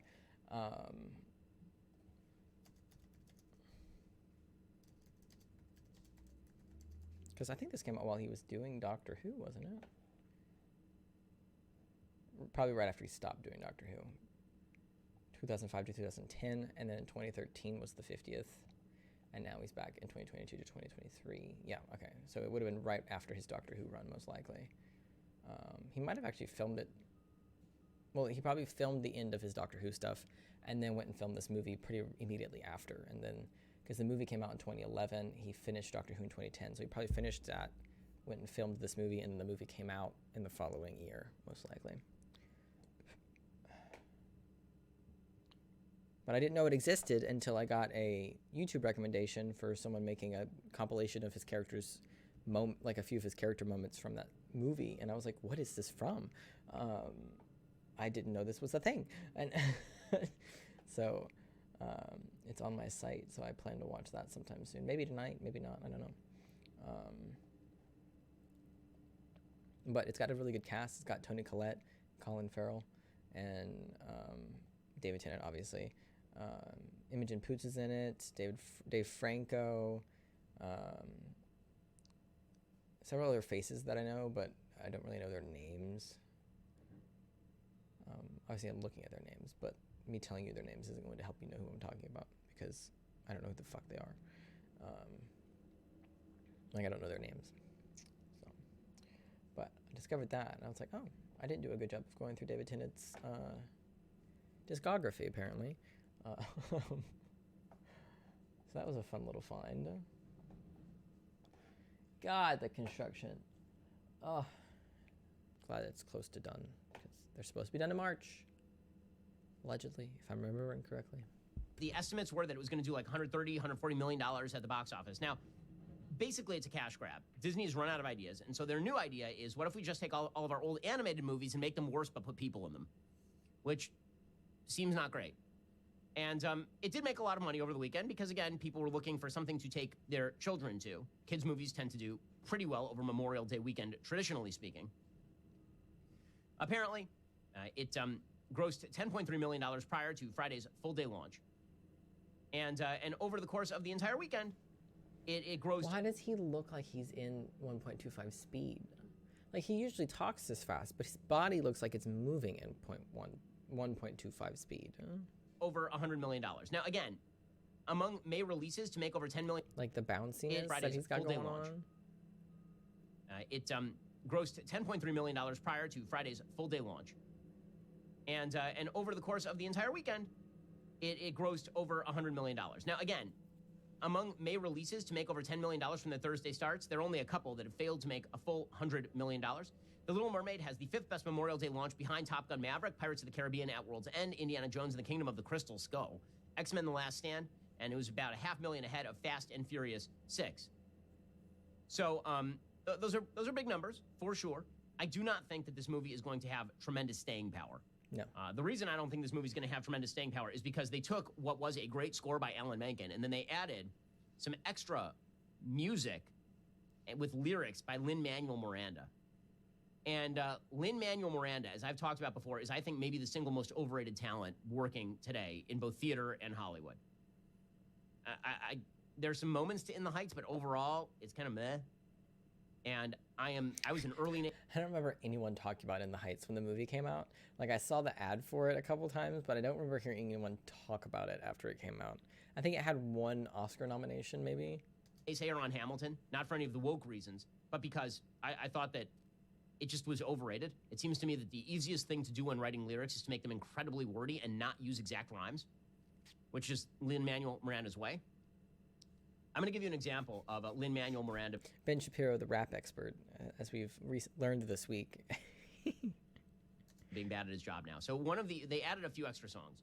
One of the extra songs they added is a song from the seagull Scuttle, who apparently in the movie is no longer a seagull. He's some sort of other bird, and also is no longer male. It's now Aquafina, which I don't know why Aquafina is in things, but apparently Aquafina, not the water, like an actual human who calls herself Aquafina. She was in one of the Marvel movies. She plays Scuttle in this. And they recorded a new song for The Little Mermaid, which of course has a really great score, the original. This may be the worst song ever recorded. This song right here, called Scuttlebutt. Doubtful, but, you know. Which is supposed to happen in the movie. You remember in the animated movie, if you remember the plot of Little Mermaid, not to explain the whole plot, but he's the Little boring Mermaid... the motherfucking shit out of me. I don't actually care anymore. I actually don't want to watch the video more because I don't fucking care. He's bored the hell out of me. I feel like we've been watching this video for 10 minutes, and we're not even 3 minutes in. Is that just me, or is anyone else bored out of their motherfucking mind? I don't want to watch the video anymore. I'm not gonna finish it because I don't fucking care anymore. he's made me not care. Alrighty, folks. I went on Duolingo to try and learn how to We'll go give a different video a try. Woke. They do not offer this class yet. So instead, my producers put together this torturous game for me, where I will attempt to guess the correct woke term being offered. I'll be provided with either a definition, a video, or an image that pertains to the word. Before we get started, this video is sponsored by Giant Partners. Number 1, slang for social awareness. I mean, I assume that you mean woke. Yeah. I got it right. Yeah, that was an easy one, guys. Okay. Next one. You're gonna give me my money back. Excuse me, sir. There's a young man in here. Excuse me, it's ma'am. It is ma'am. I can call the police if you'd like me to. You need to settle down. You need to settle down and mind your business, okay? That is a perfect example of someone being misgendered, because that is clearly a lady behaving in very feminine fashion. Yes. I'm not gonna make any comments because knowledge of people gained from direct face-to-face interaction rather than through a technological medium. Oh man, I feel like I should get this one. As soon as the answer is provided, I will be regretful that I didn't get this. Face-to-face. Yeah, the timer's going. Pressure's on. I don't know. What are we going for here? Yeah. How dare you? She is disappointed in me. Okay, what was the answer? Lived experience. Oh, okay. I feel like that's a bit of a misdefinition. How dare you? That definition was not good. It's not good. All right, next. I was like, this video looks old. Like, he looks younger here. It's from 2 years ago. That tracks. The gays. Probably it's gonna be queer baiting. I mean, I understand what you're going for here, right? You're going for that there's LGBT subtext, correct? But I don't. Well, honestly, the Xena's not a understand subtext. what you're going for here, right? You're Bert going and Ernie for isn't subtext. They live together. These are roommates. They were gay. This is just wishful thinking. They're gay. This is some canon shit right here. There's LGBT subtext, correct? But I don't understand. I've never watched Xena. Maybe I should go back and watch Xena. But I'm not sure what the term. I've never actually watched it because it's quite old. Analogy you're looking for here is. This is all wrong. Every time she says this sort of stuff, it just hurts me right in my soul. Yep, called it. Oh, queer baiting. Yeah, then that's true. Yeah. There are better examples because there are actual queer couples on the screen when they used it, but whatever. That is the phenomenon where there are two they wouldn't know, so. Characters who are not gay. I doubt anyone on his team has ever watched Xena Warrior Princess. So. But since they're in the same frame together, we're supposed to assume that they're gay. And the fact that they're not gay is apparently baiting the queer community into thinking that they're gay or something like that. Yeah, Star Wars, they had this big thing about how Finn and Poe were actually secretly gay, despite the fact that there was no evidence that either of them was gay. But apparently, that... Yeah, no, that wasn't queer baiting. That was just people wish fulfillment in their brain. Although the actors were down to make it gay if it had been written in. But I remember both actors being down for it. But I don't remember there being actual queer baiting for that pairing. I remember it just being the fan base being like, that would be cool, wouldn't it? That was queer baiting. Ernie and Bert, obviously. Xena Princess Warrior. You get this kind Ernie and Bert. It's Bert and Ernie. It's not Ernie and Bert. It's Bert and Ernie. God, I hate Ben Shapiro so much. stuff all the time. The assumption that all or almost all individuals are cisgender was heteronormativity. It could be cisnormativity. Yeah, cisnormativity. I mean, it's true, no, my but... fluency with this language is pretty high, actually.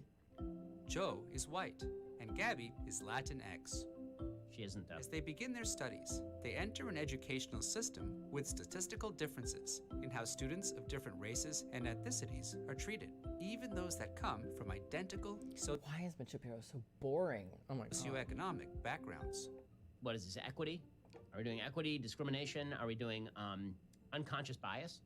This could be unconscious bias, or it could be implicit bias. Okay. Yep. Ain't no evidence of racism, but it must be there. If we can't find any other explanation, it must be implicit bias. Implicit bias assessment tests are the biggest pile of social science garbage ever created. Trash. Zeroes in on how some groups, whether classified by... God, this video is so boring. Oh my God. Say something interesting, Benjamin. Say something interesting. I don't know if he knows how to say interesting things anymore. It's just the same thing on repeat over and over and over again. Every time he opens his mouth. I'm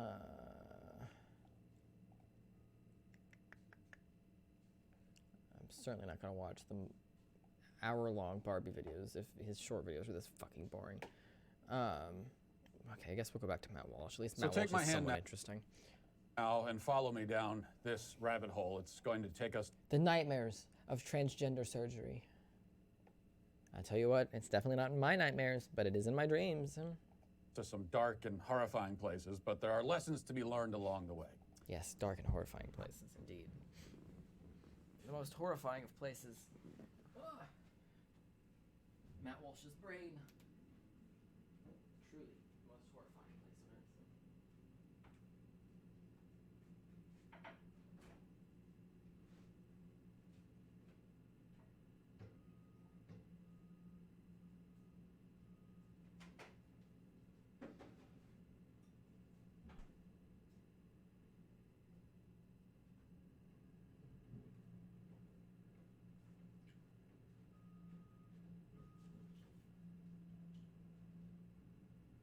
Sorry, I needed to refill my drink.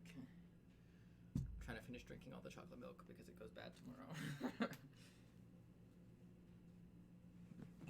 Expires tomorrow. So I'm trying to do it all before it expires. We're gonna multitask a little bit while we watch Matt Walsh. And we begin in the present day with a journalist who now goes by the name Gabrielle Mack and identifies as a man, though she is a biological female. Gabrielle is featured on the cover of the latest issue of New York Magazine in a story which she penned herself titled "My Penis, Myself." I didn't need a penis to be a man, we're told on the cover, but I needed one. Okay, so he's going to keep using she, her pronouns for this person, but this person uses he, him pronouns. He is misgendering this person throughout this whole video, so just keep that in mind. This is a trans man that he's talking about. To be myself. Now, the article goes into maybe not a trans man, but at least a trans mask person. Gory detail about Gabrielle's quest to surgically masculinize herself in order to vaguely approximate the appearance of a biological male. I'll read only as much of the piece as is needed to get the point across. I will tell you that the first line is this. On the day that I heard my penis would be huge, I sobbed. That's the first line. It's a great line. Yes, I mean, what man cannot relate to that? It's a great line, actually. You know you're actually a man if you select your penis out of a catalog rather than simply, being born with one. Tell me you wouldn't, Matt Walsh. Tell me you wouldn't. The sheer amount of men on this planet who would jump at the opportunity for a bigger penis is a stupidly high number. So shut the fuck up, Matt Walsh. The article goes from there, and it gets more bizarre and certainly a lot more nauseating. Here's a few morsels, and I'm kind of choosing bit. I love the way he talks, because he does his absolute best to sound so fed up at all times. And it's so funny.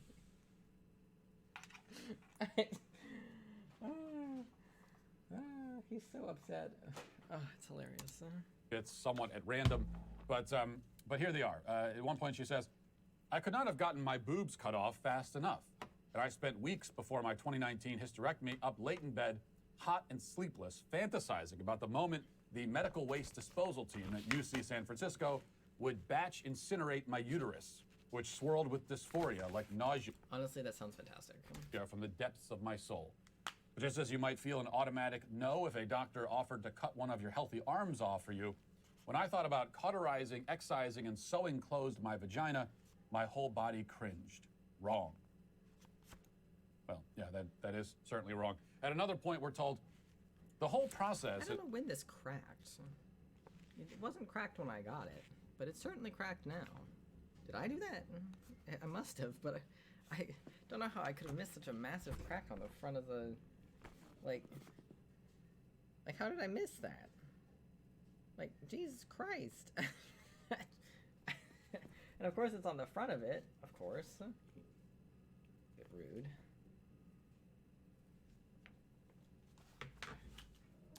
There's constant body horror, Berrien, a nurse, said at one point, after he told me that the penis tip discoloration I was worried about might just be tissue that's dying off, which is also fine. And this was a recovery with no complications that required surgery. The overall proportion of phalloplasties, that's what they call the surgery where they make a fake penis, that needs surgical revision, while lower for some surgeons, including mine, is about 1 in 2. The highest number of corrective follow-up surgery. It's a very, very complicated surgery. So it's the more complicated the surgery, the more likely you're going to need a revision. Even top surgery is revisions are somewhat common in top surgery as well. They're not a big deal in top surgery, but it happens. Sometimes the body doesn't heal quite the way that the surgeon expects it to, and so they have to go back and edit a little bit to make it lay more appropriately. Or there's a thing, I think it's called a dog ear, where sometimes after they seal you up and in top surgery specifically, there'll be an extra bit of a flap of skin that kind of sticks out at the end of where the scarring is, from just the way that the body resettles itself after it heals, and it's not very appealing, and you can go have that removed if you want, and it's considered a revision, and they don't tend to charge you extra for the revision. So I can imagine that bottom surgery has the same style of thing where where revisions are fairly common. I've not looked into bottom surgery nearly as much as top surgery because it's not any way attainable for me at the moment. So, but yeah, that tracks. That makes sense. Surgeries needed by anyone I know personally is 12. So did you get that? 1 in 2 of these surgeries has to be corrected. And they're very complicated surgeries. Not to mention it's actually several surgeries. It's not one surgery. It's 2 or 3, I think, 3 or 4 surgeries to encompass the whole process, depending on what all you want and things like if you.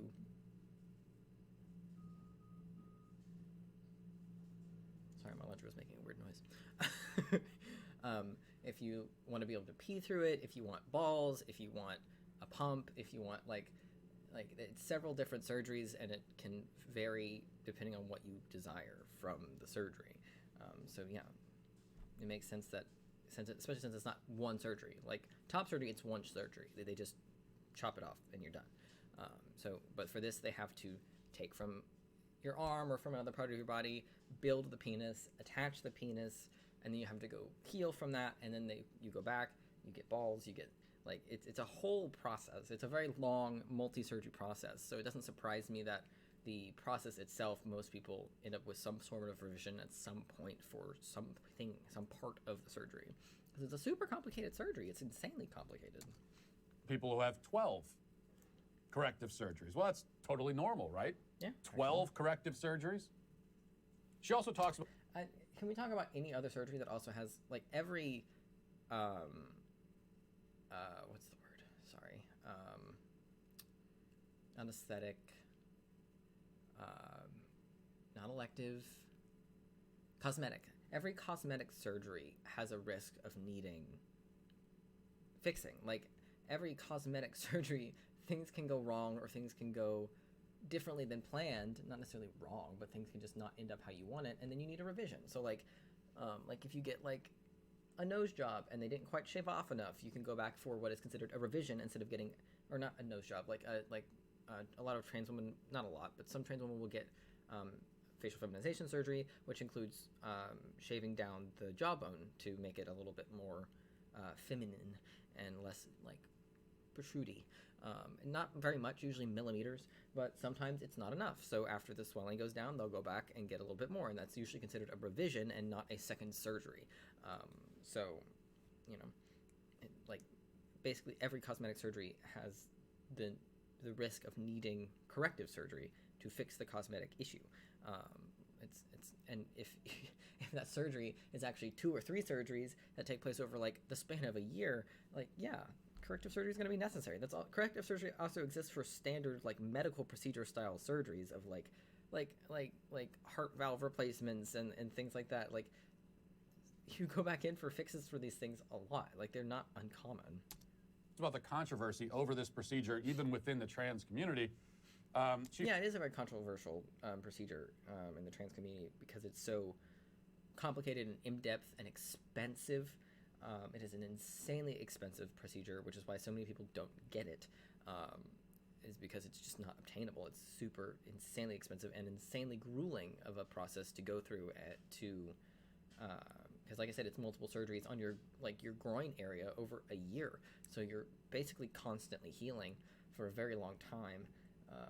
It's a very difficult surgery, and like I said, it's very fucking expensive. It's like a $40,000 surgery.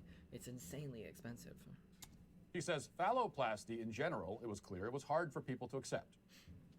Well, I will love you no matter what, sweetie, a cis female best friend of mine said when I told her I was transitioning years before.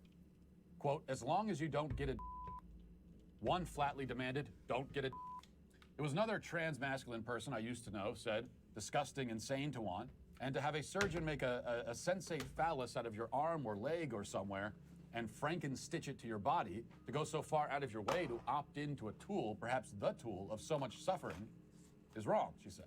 Most trans masculine people didn't get one. The seminal print Trans Mask magazine was named after not getting one.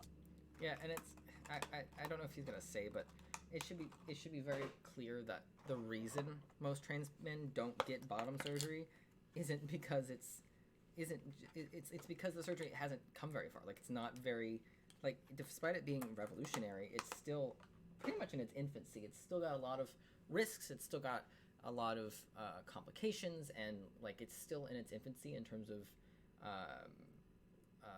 not necessarily technique, but like it's not been perfected necessarily. So it's got a lot of risk to it. A lot can go wrong because it's so complicated and so in depth. And like I said, it's insanely expensive. Insanely expensive. So many trans men can't even afford top surgery, let alone bottom surgery, which is at least 4 times as expensive. So, you know. It's called original plumbing. I saw trans masculine support groups shut down and go silent more than once when someone brought up the procedure. And later, when I was that someone, I was twice invited to leave with other people who might want to talk about that. Now, so she doesn't hide from the fact that this procedure is dangerous. Yeah. Where they make... Every procedure is dangerous. Anytime you go under the knife, it is dangerous. Even if it's a routine removal of the gallbladder. Like, every surgery is dangerous. That's the nature of surgery. It doesn't matter what the surgery is for. Surgery is dangerous. End of story. A fake penis and they stitch it to your body. In fact, the procedure kills people. It's not really a fake penis. He keeps saying fake penis, but it's not really a fake penis.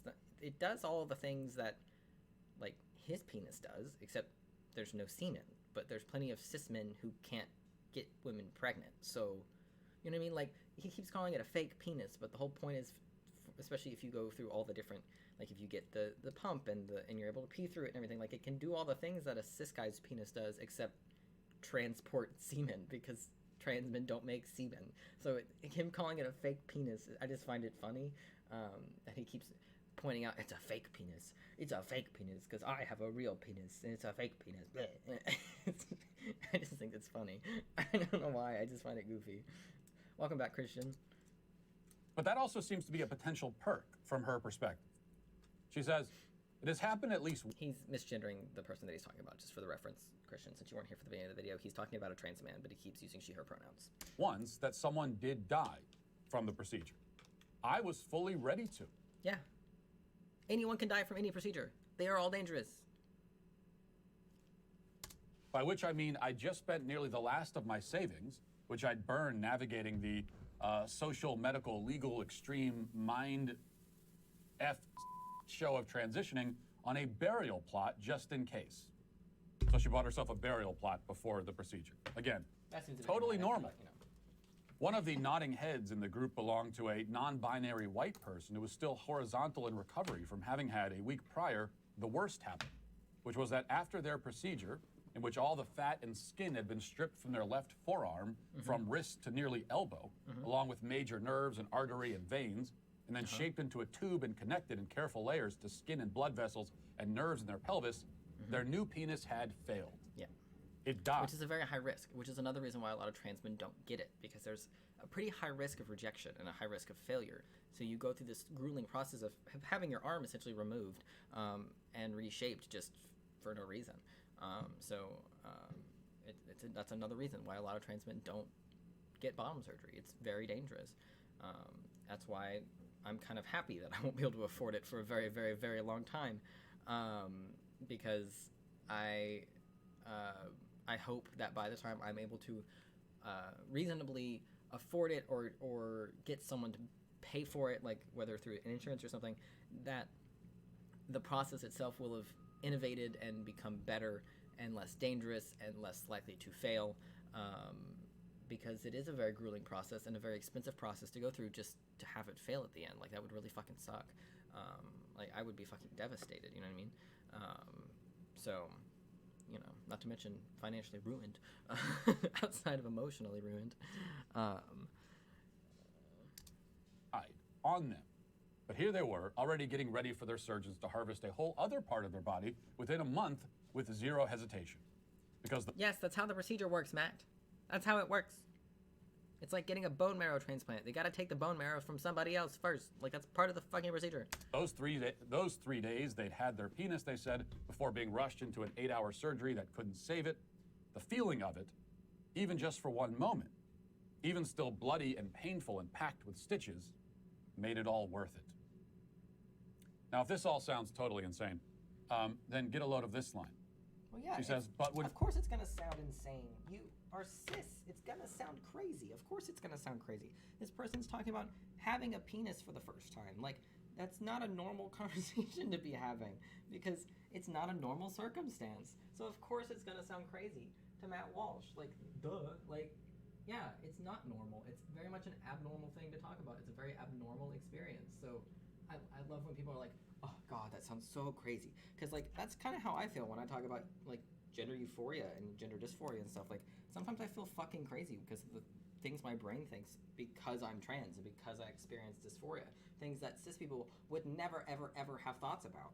So it sounds fucking crazy when you think about the all the mental processes and stuff you go through, and to when you exist the way that trans people do. It sounds crazy to not cis people because it's not normal. It's normal for trans people, but it's not typical for everybody else. And penis is self, as penis is a gift to self. It's a gift to others. My penis is a gift to others, she says. I mean, is that not the most man thing that a person could ever say?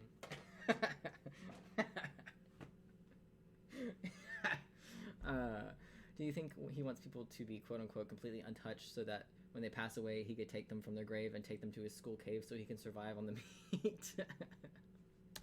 There's an interesting pickup line, I guess you could try. And yet, penis is self is the more revealing phrase here, because she sees the self as being contained within a sex organ. Penis is self. That might be, if I had to pick any 3 words to sum up the leftist ideology, it might be that. I mean, that's super telling. Obviously, Matt Walsh has no idea what it's like to be trans, obviously. This is the author of What is a Woman, after all. He has no sympathy for the existence of trans people, so, of course, a sentence like a person talking about how having a penis is a massive part of their identity and how it is a goal it's something they've always wanted, and how it is like talking about it in an endless way is going to make Matt Walsh super uncomfortable, because it's not something he can fucking relate to because he was born with one. He was given one for free. So it's not something he's sought after his whole life. But if he had been born with a micro penis, I can guarantee you he would relate to this a bit more. But since he was most likely born with an average dick, this sounds crazy to him, because it is a bit wild to talk about body parts in this way. But that's like, as trans people, we people talk of this way about like top surgery, and for trans women also bottom surgery. Like we all talk about our procedures this way, and not necessarily in this like aggressively poetic way, of course, but in like this like, I don't even know. I already struggle with words as is, and I'm exhausted, so I'm struggling to put it into words. But the way this person is talking about their penis and the process of obtaining it doesn't sound super out of the ordinary for me. It's a bit poetic for me, for my taste, but it's not necessarily abnormal, if that makes any sense. Your self is contained by your sex organs, or in this case, an artificial sex organ. A sex organ can...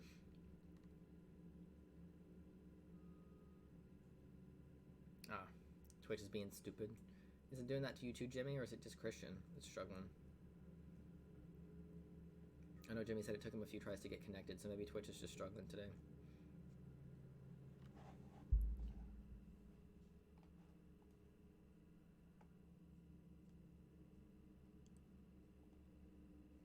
Okay, so it's just Christian struggling.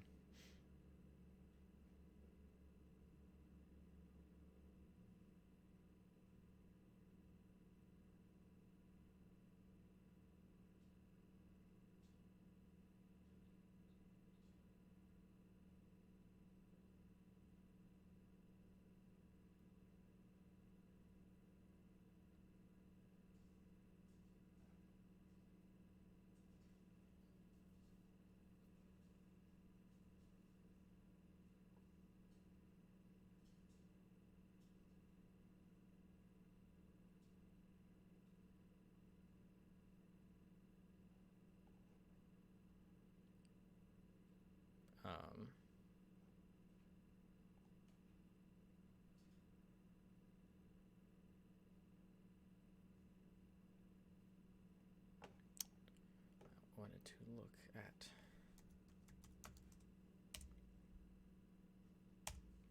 I missed the enter button.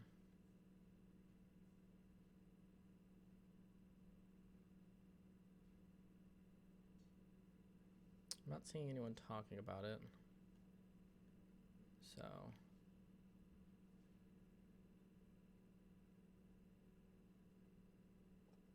Okay. Pornography. We love to see it on my timeline.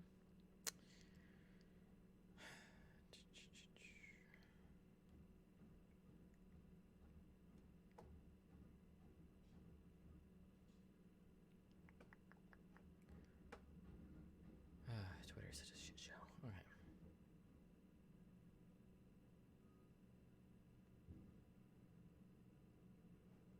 Uh-oh, why is Marjorie Taylor Greene trending? I'm concerned.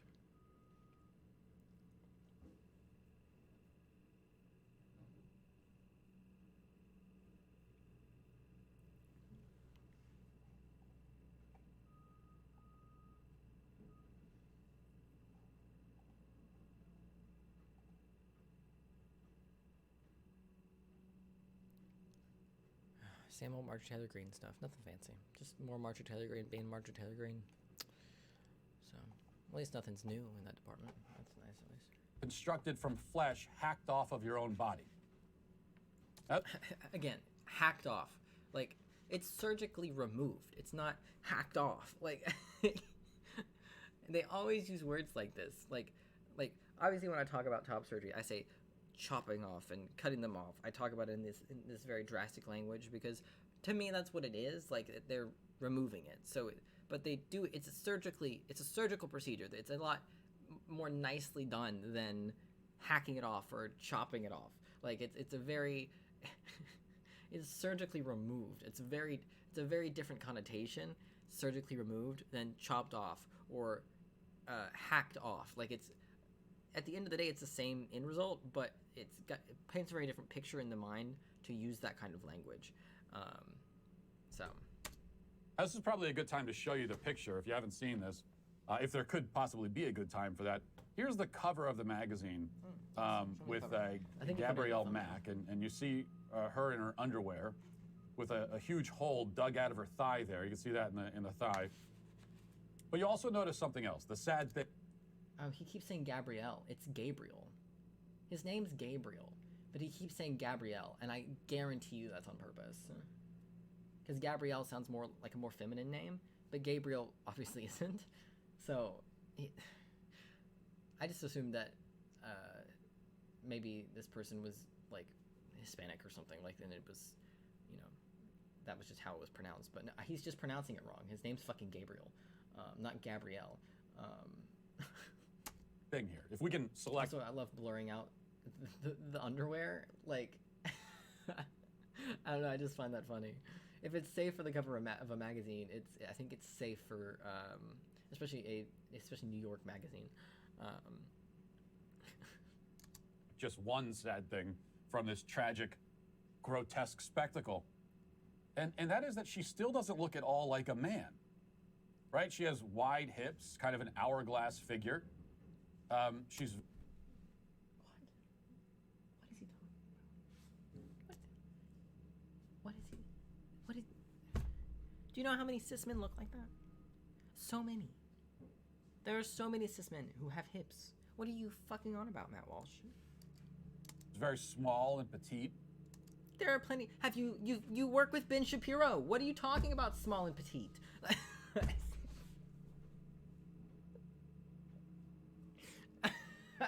I mean, I guess you would know what a small petite man looks like then, I guess. I guess he's got personal experience.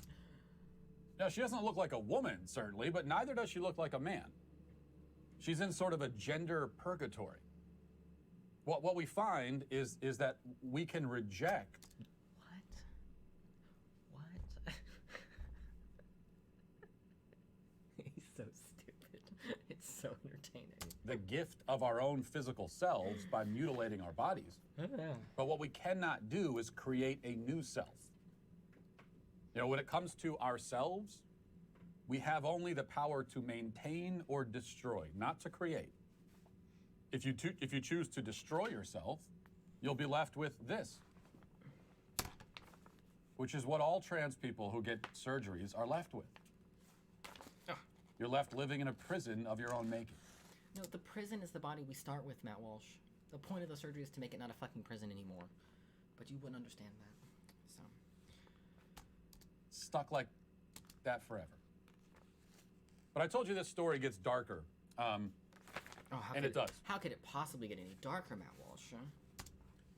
Gabrielle Mack has extensive experience doing violence to herself. In fact, back in 2011, when she was still a journalist named Mac McClelland and still identified as a woman, she wrote an article for Good Magazine where she describes staging her own violent rape.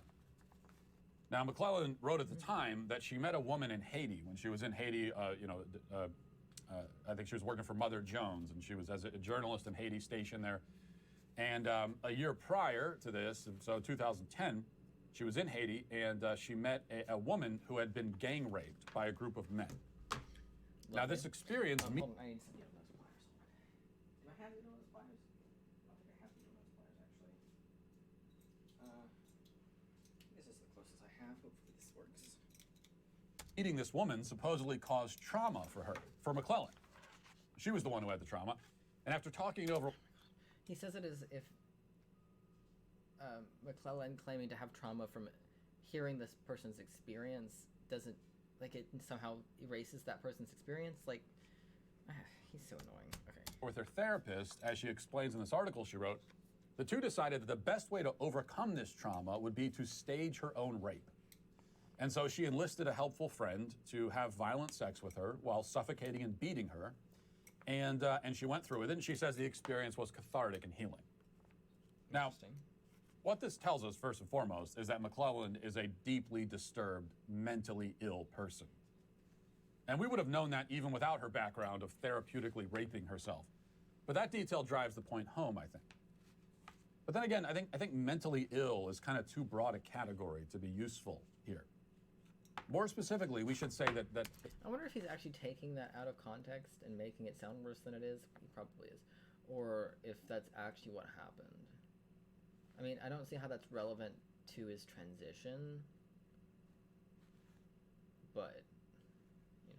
That McClelland suffers from a very potent and very toxic mix of psychotic narcissism and self-loathing.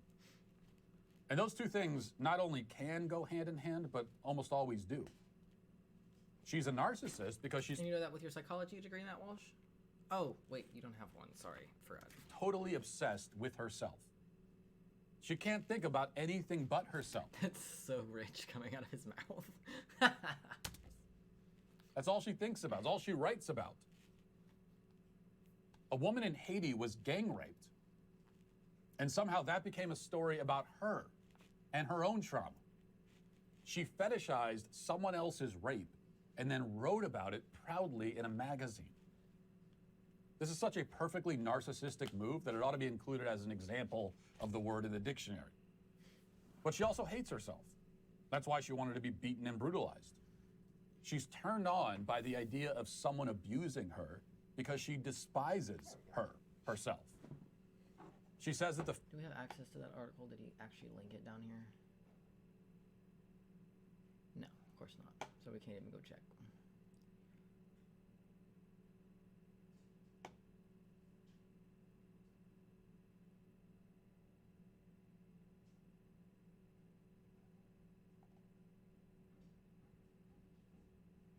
This is a separate issue. Diabetics not being able to afford their insulin, cancer patients not being able to afford chemo, is completely separate from trans people having access to surgery. It's a separate issue. They're not related to one another. fake rape was a successful form of therapy. We moved off of the whole trans stuff, so I'm going to skip the rest of this video because he's not even talking about the topic anymore. So, let's see. What's he been talking about lately? I'm curious.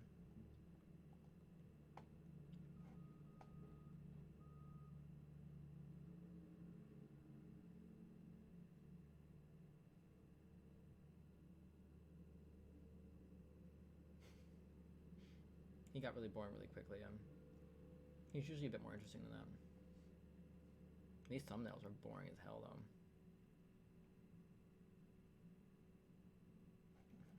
That's so funny. I love how upset conservatives are about the Barbie movie. It makes me happy.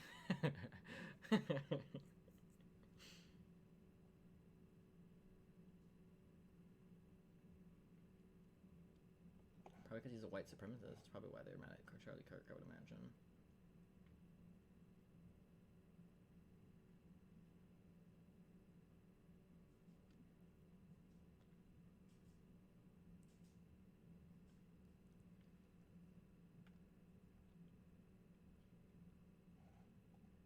So for today's Daily Cancellation, I'm going to have to once again resume my role as the dad of the internet. That is my true calling, after all. My vocation is to deliver dad lectures to people on the internet who apparently never received any growing up. So we begin with an article in Fortune.com with this headline. Gen Z and millennial worker productivity is being crushed by bosses who don't understand them, top economic university research says. Now, this is not a surprising headline. As we know, the favorite pastime of Gen Z and millennials is to complain about people not understanding them. You don't understand us, is like the whiny mantra of our two generations combined. It's the banner we march under. We're convinced that no one in history can relate to our struggles or understand our pain. No one's ever had it harder than us, we tell ourselves. That appears to be the general thesis of this Fortune article. It begins, you know, ironically, not to sound all Gen Z about it, but this is the worst the economy has been in quite a while. So, and that's backed up by facts and statistics. Like, that's not just me talking out of my ass. Like, that's a scientifically proven fact that our generation is in one of the worst financial positions as a whole in a long time. Since, like, the Great Depression. Like, that's a real thing. So, millennials and Gen Z are struggling. It's not really even a topic that I feel like anyone should be able to disagree with, because it's 100% fucking true. But, you know, Matt Walsh will do it anyways. Quote, starting a career has increasingly felt like a rite of passage for Gen Z and millennial workers struggling to adapt to the working week and stand out to their new bosses. Now let's pause and reflect just for a moment. Starting a career has increasingly felt like a rite of passage for Gen Z and millennial workers. This is like saying eating food has increasingly felt like a necessary step to avoid starvation for Gen Z and millennials. Younger generations have a narcissistic tendency to believe that everything they're experiencing is somehow unprecedented and unique. But now it's really getting out of hand. I mean, starting a career has been a rite of passage for every generation since the dawn of the industrial age. Let's just clarify that from the beginning. Continuing. But it looks like those bosses aren't doing much in return to help their young staffers adjust to corporate life, and it could be having major effects on their company's output. Research by the London School of Economics and Protiviti found that friction in the workplace was causing a worrying productivity chasm between bosses and their employees. And it was by far the worst for Gen Z and millennial workers. The survey of nearly 1,500 UK and US office workers found that a quarter of the employees self-reported low productivity in the workplace. More than a third of Gen Z employees reported low productivity, while 30% of millennials described themselves as unproductive. Employees with managers who are more than 12 years their senior, the average age gap between bosses and workers, are 1.5 times as likely to report low levels of productivity and nearly 3 times as likely to report being unsatisfied in their job. Millennial and Gen Z workers thought that their abilities in active listening, time management, and judgment and decision-making needed to be honed to improve their productivity. The key obstacle, though, appears to be getting that point across to their older managers.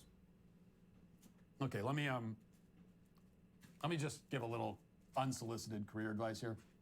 If you have had trouble communicating to your boss that you struggle with listening, time management, and decision-making, that's good. It's good that you have not successfully communicated that problem yet. Stop trying to communicate it. Keep that to yourself. And that's because your boss is not interested in helping you develop the basic qualities of a functional adult. If you don't have those qualities, your boss's solution will be to fire you.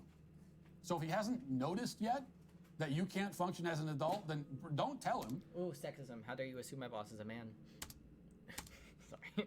Like, he'll figure it out, but, you know, sometimes in these places it takes a while. So just ride the wave, at least. Now look around your office. Do you see little chairs at little tables with glue sticks and crayons? Do you see cubbies where people are keeping their lunch boxes? Do you see an alphabet rug? No, a lot of us work from home, Matt Walsh. In the middle of the room where you sit and listen to somebody read Dr. Seuss books? Probably not. And that's because your place of employment is not a kindergarten classroom. You are not there to learn how to listen and pay attention. You are expected to already have those fundamental skills. And if you don't, then you are wildly unqualified for all jobs in existence. You are a broken person, and your manager cannot be expected to fix you. That's not in his job description. The article continues in that vein and ends this way. According to research by Vitality, employees under the age of 30 were losing 60 productivity days a year, largely due to issues with their mental health. Younger workers were more likely to suffer depression, to report significant financial concerns, and to be dissatisfied with their job, the health insurance group found. The findings also point to a trend of younger workers losing motivation for a career as an increasingly unequal economy removes their incentives to succeed in the workplace. In a viral video responding to criticism of Gen Zers by 54-year-old comedian Rick. Yeah, it kind of links back to the whole quiet quitting thing, how Gen Z realized that working harder didn't actually put them forward in terms of money. So they stopped working as hard as they were and started working what they were getting paid. And then the boomer bosses got all upset because everyone's productivity dropped. And we're like, why is everyone's productivity dropping? And it's because we're not doing your bullshit anymore. You're paying us to work this much, so we're going to work this much. If you want us to work more, you should pay us more. If you want us to do our jobs better, you should pay us more. Because we can barely afford rent each month, if at all. And it's fucking ridiculous that that's the situation for basically everybody. So it kind of links back to that. Mercer, TikToker Robbie Scott laid out exactly why Gen Zers might be putting in less work than their parents did. Now, there's plenty to say about what I just read, but first let's watch this video from Our parents also got paid better, so. TikToker Robbie Scott. This went viral recently. It has millions of views, thousands of comments from Gen Zers and millennials shouting amen. It's really resonated with the younger generations, and let's listen to it. I hate to sound like that person crapping on a younger generation, but she's literally saying, what's it like to do something that the vast majority of people in North America have done for their entire lives? We need to stop expecting the same damn people who bought a 4-bedroom home and a brand new Cadillac convertible off of a $30,000 a year salary working at Perkins to understand what it's like to be working 40-plus hours a week with a master's degree and still not being able to afford a 400-square-foot studio apartment in Iowa. Okay? It's that part there. It's having the master's degree, usually in something helpful, not just in anything. Having a master's degree, working full-time, and not able to afford a tiny little baby apartment in a small city in a small state. That's the problem. Oh, wow, he posted this an hour ago. We are on top of it today. I don't care if you're a boomer, if you're Gen X, if you're dead in the ground, I don't give a nobody likes to work 40-plus hours a week. No one likes it, okay? If that were true, we wouldn't have so many of you trying to become billionaires so that you can one day pay people to do that work for you so you don't have to do it. We are not crying. We're not getting angry and whiny and entitled because we can't work 9 to 5. Yes, we can. We do it every day, which is we're holding up our end of the deal, right? We're staying in school, okay? We're going to college, okay? We've been working since we were 15, 16 years old. We've built a huge line of credible references, doing everything that y'all told us to do so that we can what? Still be living at our parents in our late 20s? Millennials and Gen Z are working more than any other generation ever has. It's a fact. We are more educated than any other generation. Also a fact. We are also making considerably and disproportionately much less than any other generation has. Also a fact. And that is kind of... I know people in their mid-30s who have been working for 20 years. That's like 70% of their waking life. They have been working, and they still cannot afford to purchase their first home. And I don't live in New York or LA. I live in Minnesota. Minnesota! That is why some of us are crying. That's why some of us are angry. Because this is annoying. We're holding up our end of the deal, and someone on the other side is not holding up their end. And it's annoying, okay? If boomers and Gen X had experienced what it's like to work as much as they did and get nothing in return, they would be able to sit across from us and go, oh my God, I feel you. This is so You know what? Some of you are capable of cultivating empathy, and I appreciate you. But those of you who have nothing to say but judgments and calling us entitled, you, because you don't get it. Okay, well, Robbie, I'm a millennial. I'm not that much older than you. And I will say, yes, you are entitled and spoiled and lazy. And you need to stop crying like a little pathetic baby. Keeping your windshields clean is always a pain, especially... Oh, weird segue. Oh, wait, there wasn't one. Code gallery, accused of persecution. And under I mean, I already know what Matt Walsh is going to say in response to that video, but that guy was literally only speaking facts. So Like, it's so small-minded, I feel like, of older generations, because he might claim to be a millennial, but Matt Walsh is still a boomer, because being a boomer isn't necessarily about when you were born. Boomer is a mindset. And Matt Walsh is very much a boomer. And it's where was I going before that? Oh God. I'm trying to multitask to help my brain function, and it's been working, but it's just stopped working just now. But if what was I saying? I had a good thought. I had a good train of thought that was gonna be nice to listen to. Oh, it's gone. Completely gone. Oh well, it's completely gone. Fuck me, I guess. Few points here. Boomers were not buying Cadillac convertibles and 4-bedroom homes off a $30,000 a year salary, okay? If you'd gone to Perkins in the 1980s, you're not gonna find a bunch of Cadillac convertibles that the waitresses are driving. That's a fantasy you've made up to justify your feelings of persecution. And if you cannot afford a studio apartment in Iowa on a 40-plus hour a week job with a master's degree, then you need to find a new career in a hurry. I mean, what's your salary? Negative $20,000 a year? Are you getting charged money to work your job? You should definitely be able to afford a studio apartment in Iowa or in many other places, even in... Yeah, that's the fucking point, Matt Walsh. How is he literally saying the point out loud and still not getting the point? He literally just...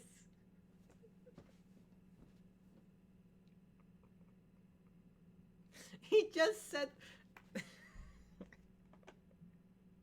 Yes, that's the problem, Matt Walsh. That is the problem. That is the problem.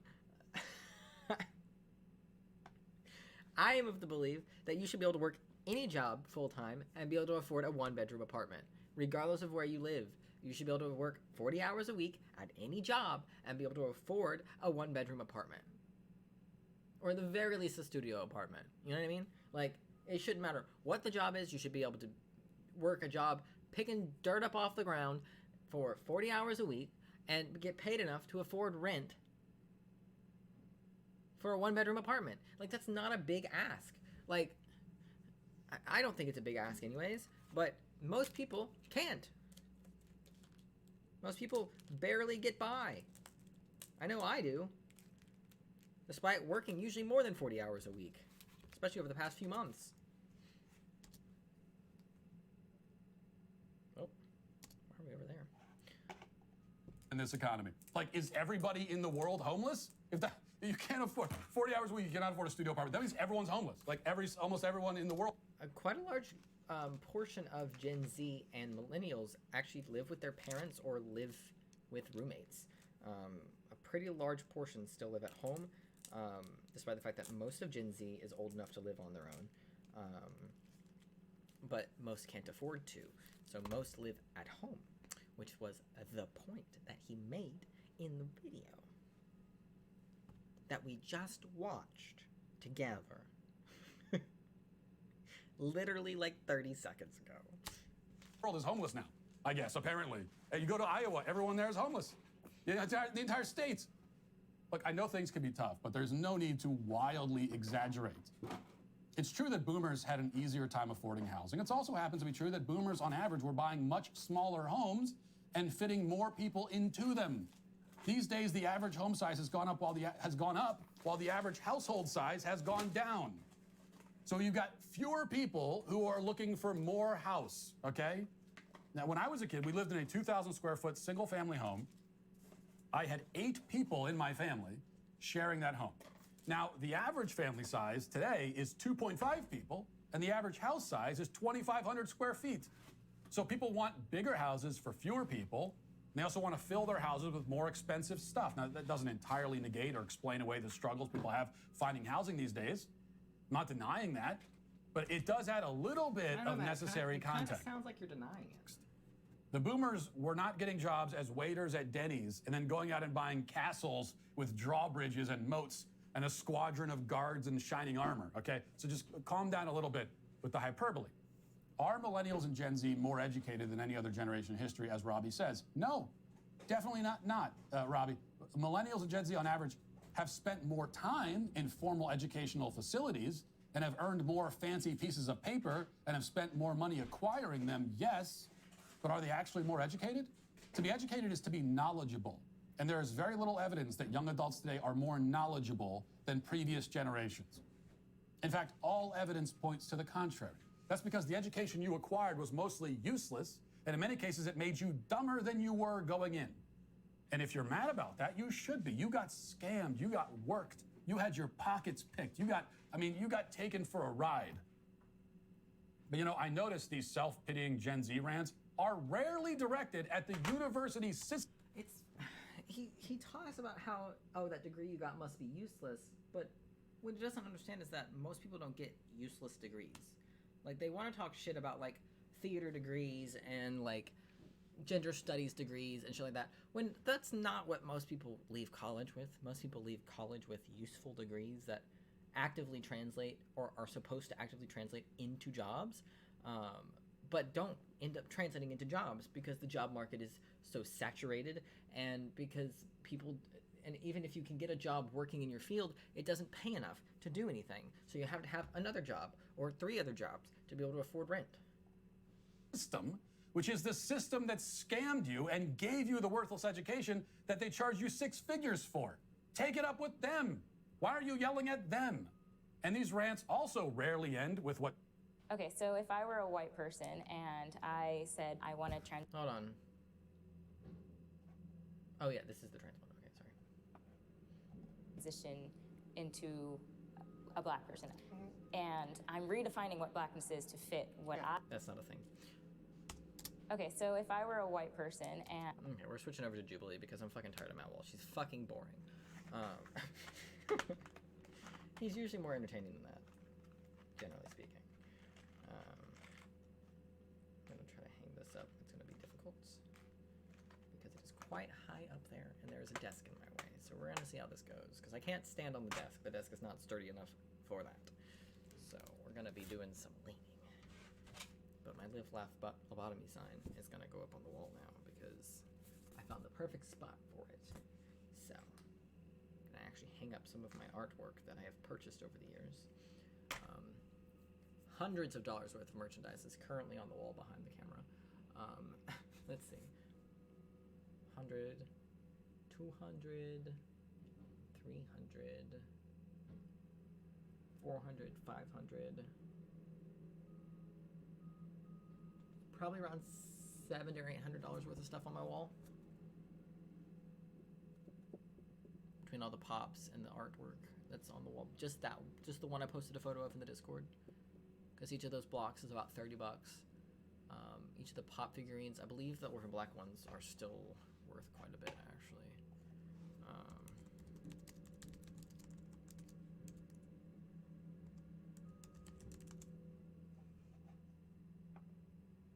Yeah.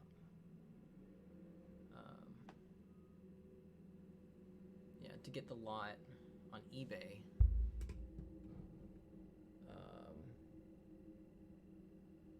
which includes 2 different Rachels and then all of the ones that I have. I've only got, it's a different Helena than the one that I have.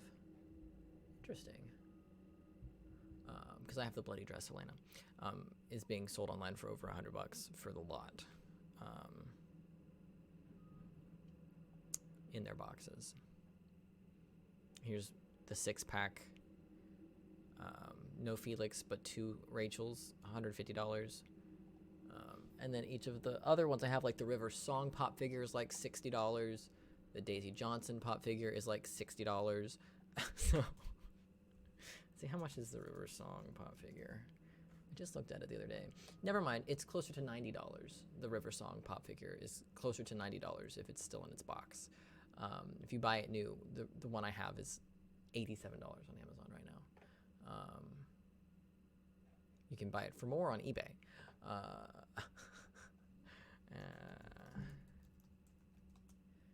The Daisy Johnson pop figure is well over $100. It's gone up in price. It used to be closer to $90. There's one listing here for $76, and then all the others are over $100. So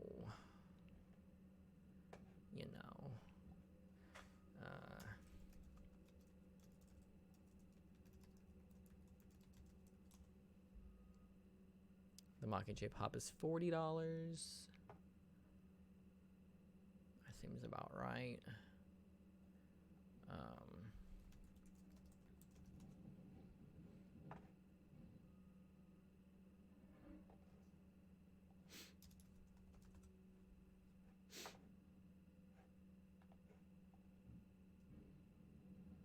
And then the others are about either $15 to $30 a piece.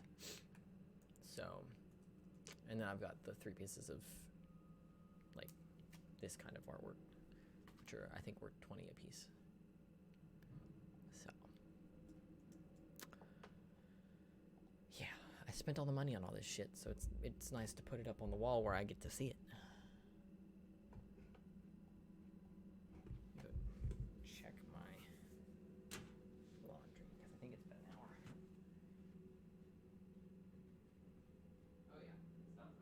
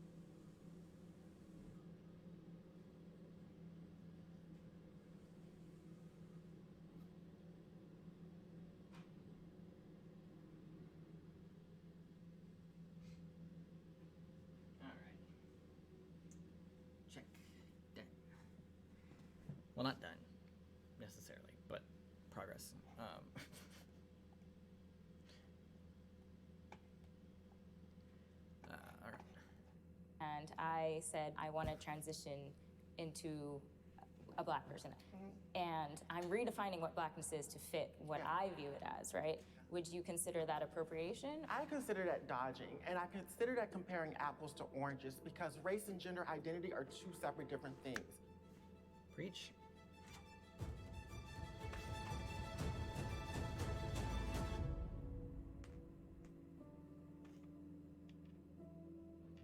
Step forward if you agree.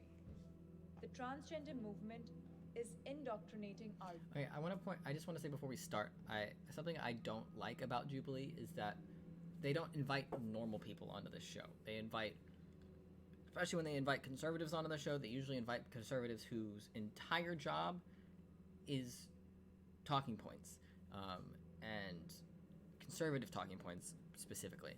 So a lot of times these feel a little bit unbalanced, and a lot of times the people that we're talking to aren't just people off the street. They're people that have been called and requested to come in, who have knowledge that to sort of back up their views, and like this chick here, I can't think of her name, but she does conservative commentary. That's her job, and I don't know who any of these other people are, but I recognize her, and it's not unique to this video, but it's just something to point out because you wouldn't know that necessarily. But they usually have people's socials down here, but you know. Oh, I thought no one was moving. I was like, that's a first.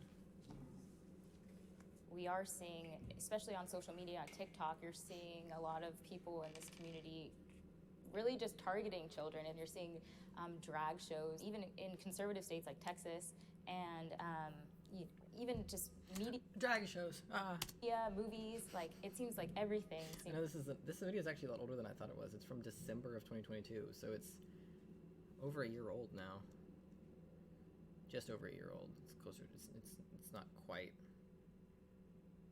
It's like a year and a couple months old. It's to be targeted at these kids. You have drag story hour for kids, and it's just really, I think, predatory in a way. And I'm not saying every trans person is doing this, but as a whole, there does seem to be a route that they're taking to get to the kids. When you hear Blue's Clues playing in the next room, and then you hear the Gay Parade song. It's Blue's Clues, you're not expecting the... I'm sorry, Gay Parade song?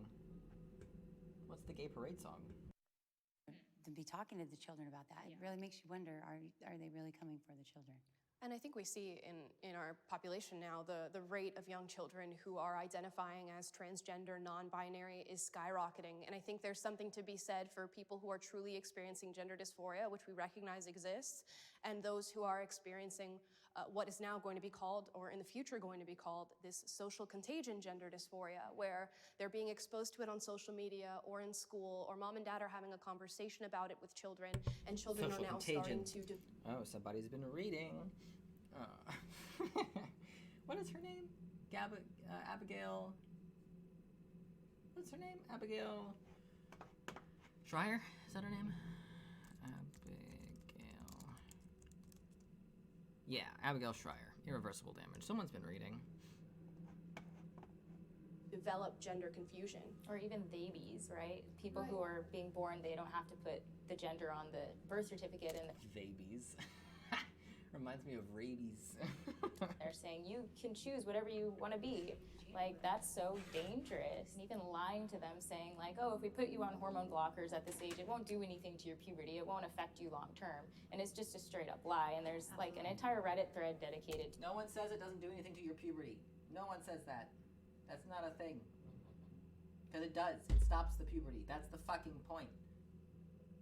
To people who transition, talking about how much... Enjoy the knee content. Huh? Play the video. Come on. They hate their life now because they transitioned as a child, and now they amputated off healthy body parts and are miserable. All right. Can the disagree step forward? Can you give me 3 examples of that happening? 3. That's all I asked. 3 examples of that happening. I'll wait. Why? The fact that the trans movement has got people shook has me so excited. The trans movement is not indoctrinating our youth. Our youth are understanding who they are at a younger age. And for what I was hearing over here is a lot of what y'all were saying, I wonder would you say it to the parents? Because we need to really look at what the parents of trans youth really go through. Trans youth, instead of them enjoying their life, playing with their friends, they're up in legislation trying to fight for basic rights here. 1 in 5 transgender youth have tried to commit suicide. Why are we trying to police them? But you're bringing it only to the parents. The question was indoctrination in general. Am I correct? And then, but they're a part of that conversation. Someone said something about drag shows coming to schools or whatnot. The kids enjoyed it. The parents just had a problem with it. But that's their issue. It's only someone dressed in drag reading a story. Is that could have drag been not anybody. blackface for women? I see it as No. a caricature of women. That's what it, yeah, it is. Drag is a caricature. What? Blackface is not a caricature. Drag is a caricature. You're right in that drag is a kind of, it's not really of women though, it's more of a caricature of like femininity and like hyper femininity, generally speaking, because drag queens don't look like women most of the time. Like it's like exaggerated. Like that's the point. It's an art form. It's not, blackface, however, is not. Is that? That's not what blackface is for. Blackface was not made in celebration. Blackface was made in oppression. That was what blackface is for. Was to keep black people out of like the media and out of film and stuff like that, and as a way to make fun of black people. Drag queens don't make fun of women. That's not the goal of being. That's not what it's for. So we've got another apples to oranges comparison. We love it. We love it. But inherently As sexual as insulting. well. I have to agree with you guys. I do not like the drag queen social hours. I personally, as a trans person, didn't ever go to a drag show until I was about 40. I'm not for the sexualization of kids. Why are we not letting kids be kids and bringing sex into their lives so early? I think it's predatory in general to talk about sex. Who's bringing sex into kids' lives? Are you bringing sex into kids' lives? I'm not. What are they talking about? Who's sexualizing children? When did we switch to sexualization? When did that start? I thought we were talking about gender. What's going on? Children. Yeah. Regardless, straight sex, any kind of sex. Who's teaching sex to 3rd grade children? I really want to know. Have you looked at the California curriculum for sex education? You need to. I know that when I was in preschool, I got my first crush on a boy, because to me at the time, he was in kindergarten, he looked like Prince Eric from Little Mermaid. Yeah, Little Mermaid. I don't think like him ever crossed my mind when I was 4, but obviously like it would have been good to know that like it's okay, like if you have these feelings for someone of the same sex. We think of youth in general, they're having sex at a lot younger age, whether we like it or not. Let's just keep it 100% You don't think it's real. because of that? No. I do not think it's because of that. It starts at home with parents teaching their children, because 1 or 2 things are going to happen. Either you teach your children or the world is going to teach your kids. That's the reality of it. They are learning about it at younger ages from some adults or even their peers who learned about it from adults. That is, in definition, indoctrination. As a mother... No, that's not. No, it's not. Learning from your parents is not the definition of indoctrination. Is that what you just said? That's the reality of it. They are learning about it at younger ages from some adults or even their peers who learned about it from adults. That is, in definition, indoctrination. No, it's not. That's called learning. No, that's just regular learning. That's not indoctrination.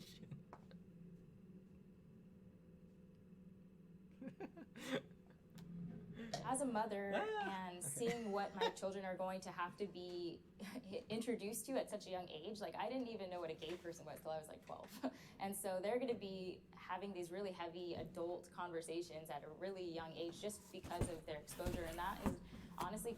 How is learning what a gay person is a heavy conversation? How is it heavy or adult?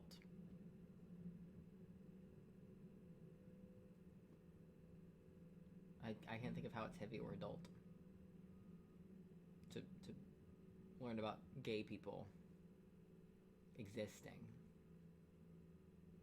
But I mean, maybe that's just me. I don't know.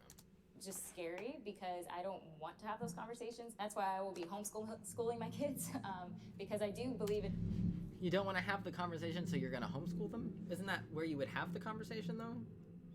Isn't that where the conversation would happen? It is my responsibility to protect them and shield them from the outside world, which is targeting children. The trans community and the trans movement is really shaking the course of what people think gender identity is supposed to be. So in one sentence, you're saying that you guys are not responsible for the indoctrination that's currently happening with Absolutely children. not. And in the second sentence, you are saying we are shook by the... Can you hear it now? The fuck is going on out there? Jesus, son. Yeah. It was louder in here than it was showing up on the waveform. I don't know what they're doing out there, but it's loud.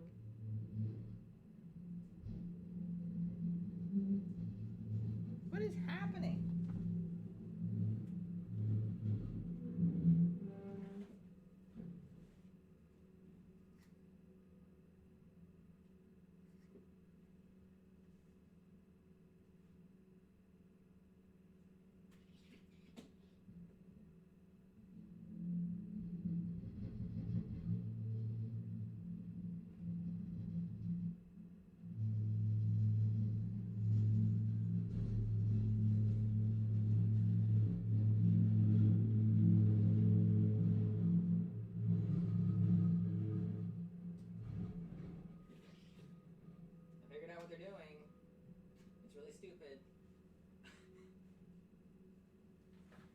Why they're doing it. There are much easier and less annoying ways to do it. So what they're doing, they're using what's it called? The most basic construction tool, a bulldozer. There we go. So like the ground is covered in like this like silty mud from I don't know what, just from the past few days. And they're using the bulldozer to scrape it off the ground. They're not scooping it, they're scraping it off the ground with the bulldozer. I couldn't tell you why. There are better ways to go about doing that, and less annoying ways, to me, to go about doing that. So what we're hearing is a bulldozer scraping the ground from underground. That's what we're hearing. The fact that you are responsible for it. No, you are shook at the fact that the trans movement has become what it is. And a movement that influences people all over the world, and particularly children. And we see it in the fact that the number of young people identifying as transgender, non-binary, gender fluid, genderqueer is skyrocketing, which means that children are being exposed to these ideas, and it's skyrocketing, but it's still only in the thousands.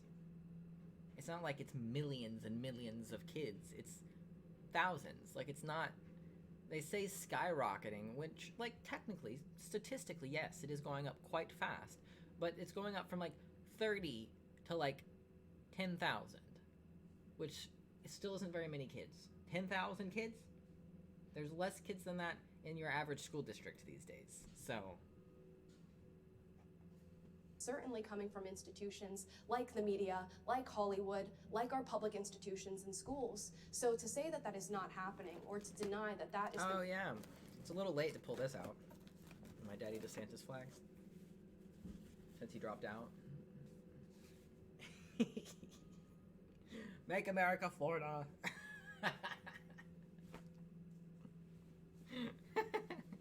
It makes me laugh every time I look at it. Make America Florida. The reality negates the numbers that we're seeing.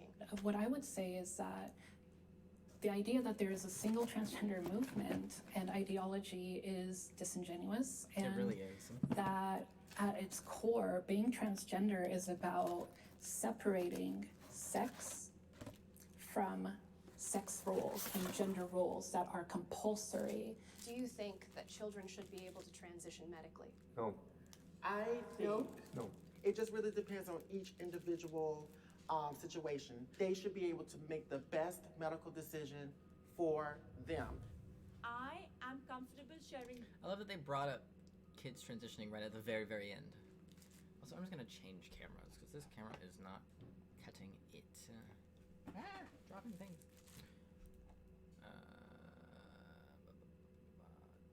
There we go. Now I'm in frame.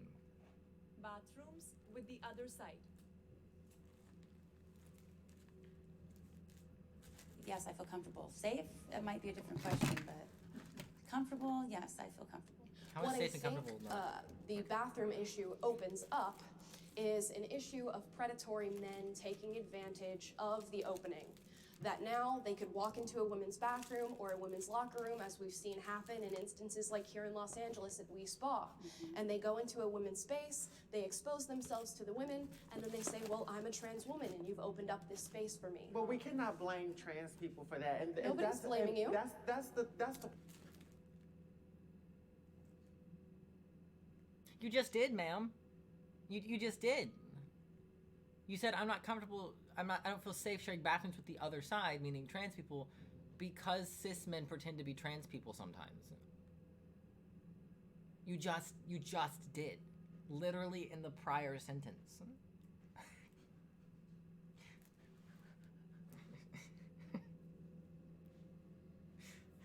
That's that's like me saying I'm not laughing. Like I literally am laughing. Wait. problem right here. Because again, when you walk into the bathroom, I'm not interested in knowing what you are, what you identify as. I'm trying to use the bathroom and leave out of there. What people have tried to say is that when trans women go into the bathroom, they're being predatory, and that is not the case. That is something we do not blame on trans women. Although you were not. You may not have been saying that specifically right here, right now, but that is absolutely the story that is out there, is that trans women are just men in dresses trying to attack women in restrooms. And the thing you brought up was cis men going into restrooms and hurting people and then claiming to be trans. So it doesn't track. Saying that, when we talk about predatory behavior and when we talk about like the predatory cases, none of them have been trans women. So I just want to make sure. I know she's not strictly doing that, but because she said that, I think it's very important that I bring that out on the table and discuss that. We have to have the conversation. Now, I'll open up the question. We know that if this legislation happens, if we move forward with this move, there are going to be men who take advantage of it. Now, I want to ask you, is your comfort... I should remind you that assault is illegal already. So... as far as going to the bathroom more important than the female women that will be victimized by this? Who said female women will be victimized by this? They will and they have. No, you're only assuming, but the reality of it is, again, when people are going into the restroom, they're only focused on doing one or two things, and that's using the restroom. Yeah. But you didn't answer the question. Is your comfort more important than the female people who could be victimized by this? Okay, so let me help her answer the question. Which one do you think I'm going to get the kicked out of me in? It wasn't the women's restroom. The issue that you're bringing up, first of all, is already violating a whole bunch of laws. Okay, if somebody's exposing themselves in a bathroom, that's a whole different environment rather than just letting trans people in. In California, it's right now 100% legal for trans people to go use the bathroom of their choice. So I don't know what law you're talking about. You're asking this question as if I would not stand up for cis women that were in the restroom, and that's not the case.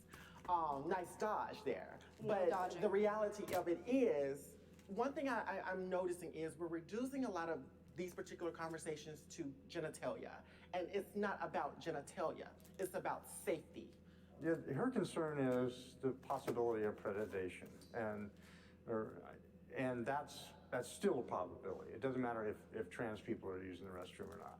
Sure. But what you're concerned about is that you're maybe possibly that people feel more emboldened to put on women's clothes and go in the bathroom. But they're still violating the law all over the place if that's the purpose that they're going in for. Yeah, so I didn't step forward because, and I know in today's age this is going to sound very radical, and but I don't agree with the whole transgender ideology, and so for me it's encouraging something that is based in what I feel is delusion, and so I don't think that we should be encouraging that by allowing men into women's restrooms. I think. Sorry, I'm thinking it's not relevant to what the video is about. Where did I put those? Because I didn't replace the sleeve that this one came in. And it looks really ugly, the sleeve that it's in, because it's too big. But I have the correct sleeves. I just don't remember where I put them. They're somewhere. I know I didn't throw them away. But I have no idea where they are. That if that's the case, that to some extent all gender is delusion. If we're looking at historically anywhere from, midwives after the enclosure of the commons in the 1400s, having their whole trade affected, or Brewsters having their trade affected, and now we don't think of women as, Brewsters, or that creating beer is a womanly thing. These all came from social conditions. These all came, a lot of gender, regardless of biological sex, it didn't naturally flow out of our genitals, and it was we're this is how my genitals are, so this is how my gender is gonna be. That didn't happen. That's not like a lot of people who are either transgender or who are LGBT in general. All my friends were girls. At first, I just remember there were a lot of things where I would kind of come up against people telling me that that's wrong, that whether it's something I like, something I want to do. It wasn't until kindergarten that someone told me that I'm a boy, and I was like, oh, I don't feel comfortable going to any bathroom in this world, in the current society we live in. And to make trans women the whipping girls of that, I think that's disingenuous, but I do think that we need a systemic change to make ourselves safer. I don't really know anyone who doesn't feel a little bit uncomfortable going to the bathroom. And trans people are not a delusion. Let's make it very clear. We're here. We've been here for ages. We've been here since the beginning of time. Thanks. We're in your history books. And I think it's very disingenuous to say that a whole identity is a delusion. I believe that you feel like women. That's not what I'm saying. I'm saying there is an objective truth, and I don't believe in his truth, her truth, their truth, my truth. There is truth, and who defined that truth? And it's already defined. And I, as a Christian, I believe God is the one who set truth. But who defined that? Is the truth. Can you tell me who defined that? God. Living in the Bible Belt with religion taking center stage, it's hard for a lot of trans and non-binary folks like myself to really be able to express who they are. I had to really take on my gender dysphoria in private. I couldn't talk to my mom about it. I couldn't talk to my dad, my siblings, because ultimately I felt like it wasn't going to lead to anything, because there wasn't a lot of education in the cis community like there is in the trans and non-binary community. We're talking about a book that was written by man with his own bias. Who created chromosomes? Yeah, I'm personally not religious, and I believe in science. When we talk about chromosomes, it goes back to the conversation we were talking about earlier about being intersex. But we're not talking about intersex. We're talking about people who were born as a male and they try to transition. The whole fact that they're trying to transition into a female in the first place shows that they aren't actually that, or else there would be no need to transition, right? So you say, okay, I feel like a woman. What is that? What does that feel like? Yeah. Sex and gender are different. I think we're gonna get there though. The trans women are doing a good job of explaining things, which is why I've not had to jump in and say very much, because they say what I was gonna say. So. How do you know? I'm not saying I feel like a woman. I am a woman. So then why did you transition? Why can't you just present as a man but be a woman? I transitioned so I could be who I was. I did not feel like I was the person that I identified with when I was born. So I took the steps to align my outside body with how I feel on the inside. What makes you stand up every day and make you identify as a woman? Let me challenge you on that. I am a woman, and I don't like being called a cis woman because I'm not a cis woman. I'm a woman.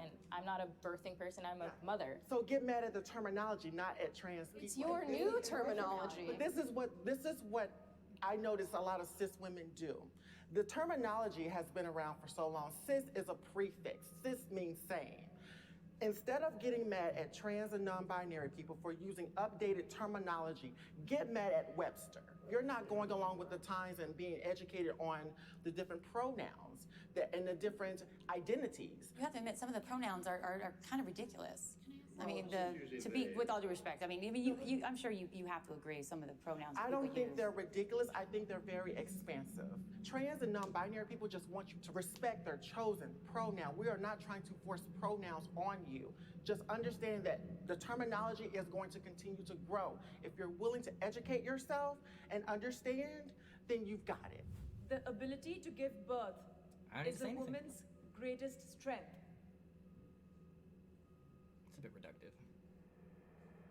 Can the disagreeer step Ooh, forward? no one stepped forward.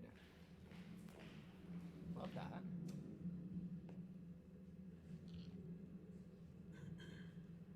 I'm not able to have children. So I'm still strong. I'm funny. I'm physically strong. I'm smart, and I have a lot of strength. I don't believe that having a baby is... 4 more. This one, and then 1, 2, 3 more. So 4 more, I guess. Video's got about 20 minutes left. I might skip around a little bit towards the end. I cannot have kids due to medical issues from a medical procedure that I had when I was younger. And it's a hard subject to talk about. It's doesn't mean I'm any less of a woman, but can we get another question? I'm sorry. I'm sorry. One of the things that I regret was the fact that I would never be able to do that, but I was honored in the ability to participate it from the other side. Women are amazing. They don't just deal with that, so.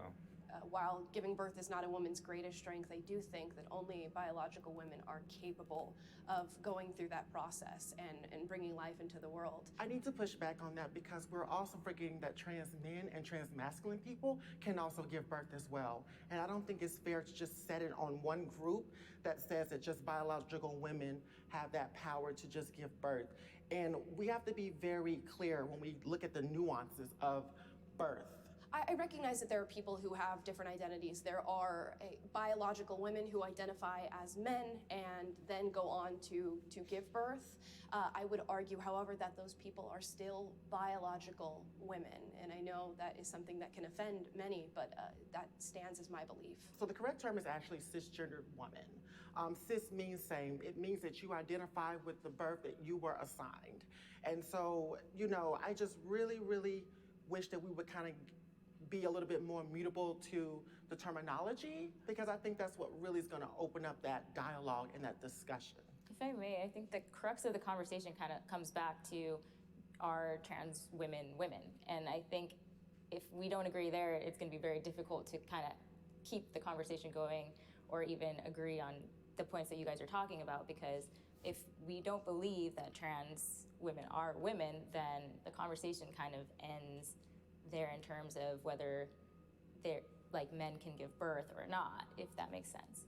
I'm not sure that's the case. I feel like the ability to give birth is not like the end-all be-all of a woman's like meaning and life and herself and her personality. And I think that if you can acknowledge that, I would also then maybe challenge the idea that womanhood, as opposed to like a female sex, like womanhood is a consistent thing that has always been one way.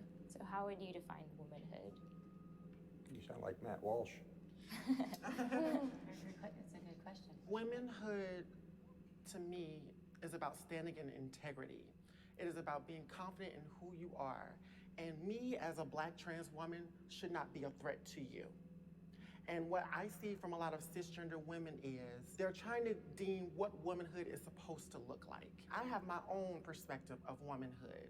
We can coexist in the same world, but the reality is we get so stuck on parts. Having a vagina is not the only thing that makes you a woman. I'm sorry. It takes integrity, it takes courage, it takes lifting other women up. It takes those things to begin to defy womanhood, and there's so many other different things. Can I ask you a question? Sure. Okay, so if I were a white person and I said blackness is about integrity and courage and kind of the same thing that you've used to define womanhood, and then I said I want to transition into a black person and I'm white, and I'm redefining what blackness is to fit what I view it as, right? There's no objective reality of what blackness is. Would you consider that appropriation, or do you think that's something I should be allowed to do? I consider that dodging, and I consider that comparing apples to oranges, because race and gender identity are two separate different things. Because when we look at race, we have to look at many, many different structures of what whiteness and white supremacy looks like, and how white supremacy can be manipulated into other things. And what happens is the closer you are in proximity to whiteness, you're able to weaponize it against other people. It reminds me a lot of Rachel Dolezal, who, you know, masqueraded as a black woman. It really did open up many more doors of conversations around it, but it's still wrong. It's still not fair, because she will still ultimately have a privilege that I, as a black trans woman, would not begin to have.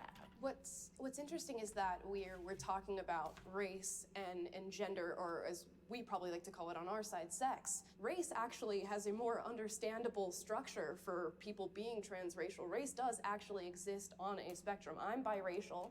Many perceive me to be black, even though I am also half white and half black. We label people like President Obama as a black president, even though he is as well. Race has never had binary markers. It does exist on a spectrum. Gender, however, does have binary markers. As much as we try. Yeah, but they want to make this comparison, but isn't race genetic as well as sex? Like, they want to be like, oh yeah, chromosomes, but then they want to bring up transracial people as if that's more valid than chromosomes. Like, I don't, like, they contradict themselves to try to offset us, you know what I mean? Like, the reason that race, transracial stuff is not considered okay is, in my opinion, I think it's because of racism. I think that's why it's so, like, it leaves such a bad taste in your mouth when people talk about being transracial, because of how race is kind of defined, especially in American society, whereas I keep losing my train of thought. Fuck. I don't remember where I was going with that. It's gone. R.I.P. As much as we change the way that we self-present, chromosomes are not going to change, and that's just a reality. All right, I'm going to bring up a little point here, because you talked about the binary side of gender. Well, I was born a little of both. I believe I've never had my chromosomes checked, but since I fathered 2 children, I'm assuming I have the correct male chromosomes. So I was intersexed, and there's a lot of reasons that happens, none of which are well studied or understood, but a friend of mine in the pediatric trauma world says about 1 in 150 kids come out with some degree of ambiguity in their gender. For me, that appeared as always feeling out of place. And for the first week of my life, I was in the surgical wards at Naval Hospital in San Diego, getting pieces of me cut off. So, and then they gave me testosterone for the first 11 years of my life. I wish the world were truly sexually binary. It would make it so much easier. But there is a little bit of a smear. And, as a trans person, I'm a very conservative trans person. I don't see the huge gender spectrum that a lot of people in the trans community do. Do I feel better having transitioned? Yes, absolutely. I used to live in a little shell, very large shell, but now I'm much more open about who I am. Is that the only thing that generally defines a woman? No, I don't think that is the only thing that generally defines a woman. Right. I think there are a lot of women who maybe on our side of the argument who will try to maybe invalidate your experiences by saying that you can't give birth or you can't have a period. And while those things may be true, I'm sure there's a lot of other different struggles that you all are going through. And I would truly believe that you probably are highly discriminated against in our society, and it is hard to be you. It is hard to go through the things that you go through and have to deal with some of the responses that you get from people, and you know, it's not a struggle that I would wish on myself at all. Not a struggle I wish on my worst enemy. Trans women should be allowed to compete in women's sports. I do think that trans women have every right to compete in women's sports. When trans women are on hormones, the hormones break their body down. Having gender-affirming surgery breaks down the body. And so I think we really need to be educated before we jump to a conclusion that trans women are stronger than cis women in sports. Hi, everybody. I find it interesting that you assume the people who disagree with you are uneducated, and I will speak out against that. I think the research shows that trans women do happen to have a biological advantage against biological women, even though you are taking hormones, and that does start to change your body and level things out. We're talking about... I've said it before and I'll say it again. Biological advantages is what makes sports interesting. That's what makes the difference between each other, is our biological differences from one another is what makes some people good at sports and some people not good at sports. And it's what makes some people better at sports than other people. Like, it's not all just practice that makes someone better at a sport than someone else. There are a lot of times it comes down to a biological factor that makes somebody better at something than somebody else. Usain Bolt probably has something going on with his genetics that makes him significantly faster than everybody else. Michael Phelps has genetics that makes him swim a lot faster than everybody else. And those are genetics. As much as people want to scream and cry about it, that's just how it is. So, I think the whole, but you have a biological advantage. Like, yeah, so does everybody else who plays fucking sports. Like, that's how sports works. Like, primarily people who have transitioned post-puberty, which means they do have male bone density, male wingspan, male hand size, feet size, lung capacity. All of these things are going against women, biological women, when trans women start to enter their spaces, their sports, and compete against them. And this is really concerning for me. I think for me, it's not a question. Are you a woman in sports? Of whether or not trans women can. Oof. How's the temperature outside there? Is it comfortable?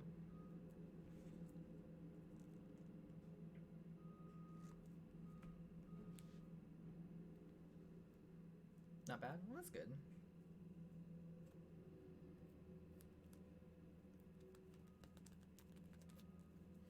Same here. It's chilly, but it's not cold, which is nice. I wish I hadn't put 2 on the back of this one forever ago, because I don't really have very many of these. A lot of these really only need 1 because they're not heavy, but they hang nicer when you've got 2, which is why I've put 2 on so many of them. But I kind of regret doing that. Because command strips are fucking expensive.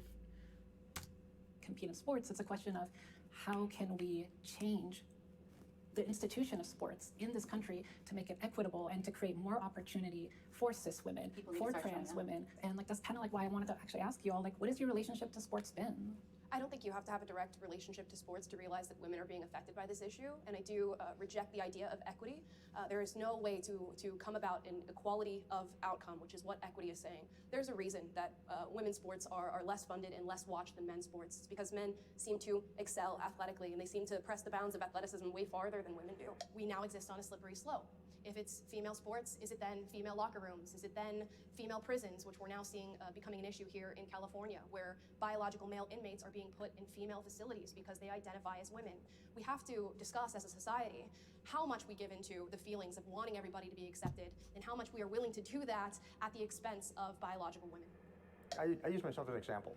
This is about how big I was in junior high school and early high school. I used to be able to walk up to a V8 engine block, pick it up off the floor and set it on a table. And if I was in powerlifting or weightlifting, that amount of, that advantage was just unbelievable. I've been on hormones for 15 years. Did it weaken me? Absolutely. Did my bone density really hasn't changed, my muscular hasn't changed. This is not a binary question. There's a lot of nuances involved. I just want to ask a question for what you were saying. Which is why it's a person-to-person basis. It's why every single person, especially trans people, have their hormones tested on a very regular basis. If they are competing in professional sports or at the collegiate level, they have to pass rigorous testing to make sure that they are within the legal bounds of hormone levels, because it is a person-to-person basis. Everybody's body makes hormones differently and a different amount. That's why they don't give every single person the same dosage of testosterone. It's tailored to your body and to how your body functions. Not everyone takes 0.4 milliliters every other week like I do. Not every trans person and not every trans man takes the same exact amount of tea, takes it in the same way at the same time. Like it's very different for person to person as to how much and where and when and all of that. And the same goes for trans women. It's very, very different from person to person, which is why it's like she said, it's not a binary issue. It's very much a person to person thing. Can you throw out some statistics? I don't think you need to have so there's an abundance of research. There's even trans activists who agree with exactly what I'm saying. And your hormones can change, right? And even she just spoke to the fact that her bone density did not change in going on hormones and changing these things. And we can see it in sports as we're watching them. Leah Thomas is a great example. So if you can't throw out the statistics, we're not doing enough of the work. And let's also be clear. Let's also be clear. There are some cisgender women who produce high levels of testosterone as well. And so we really have to unpack it from all different sides. I love them bringing up Leah Thomas. I wish these trans women knew enough about Leah Thomas to say, Leah Thomas isn't as good at swimming as y'all give her credit for. Is she a great swimmer? Yes. Is she the best swimmer? No. She's not. She just isn't. Like, Leah Thomas won like 2 swim meets, and people are like, oh, she's winning all the things. And she was good at swimming before she transitioned, and now she's still good at swimming after she transitioned. Not to a outstated. If it truly made no difference, if transitioning truly made so little difference, she would be sweeping the field with it because she was already good at swimming as a guy before transition. So, but she's not. She's not sweeping the field every time she fucking leaves her house. She doesn't win every fucking match. She won a few gold medals in a few races, and people are like, you know. Leah Thomas is not a good example of this because there are no trans women who have been sweeping matches since they transitioned. It's not a thing. Here. Can you produce statistics about the bone density of biological men and how it changes upon being on hormones and whether or not it levels out to biological women? I actually cannot, because when I would think of those statistics, I would think it was BS, to be quite honest with you, because the reality of it is we could talk about statistics and the research all day long, but it's about experience. We're going to be looking more at the experience, because again, when we look at cisgender women who produce high levels of testosterone and who have been kicked out of sports, and been disqualified from teams based on something that they biologically cannot control, then what are we really talking about here? Well, we're talking about, data and that is overwhelming, and we're talking about what is also we're capable of seeing with our human eyes. I think it's very clear that if you compare maybe you to the rest of us, there is going to be a strength difference. There's going to be a bone density difference. But you're just saying that you don't know until we physically do something, and just perceiving and assuming just because I look a certain way, that's not fair. Me and her we could look completely different or whatever, but she may be stronger than me. I agree, but she have much more agility and vitality than I do.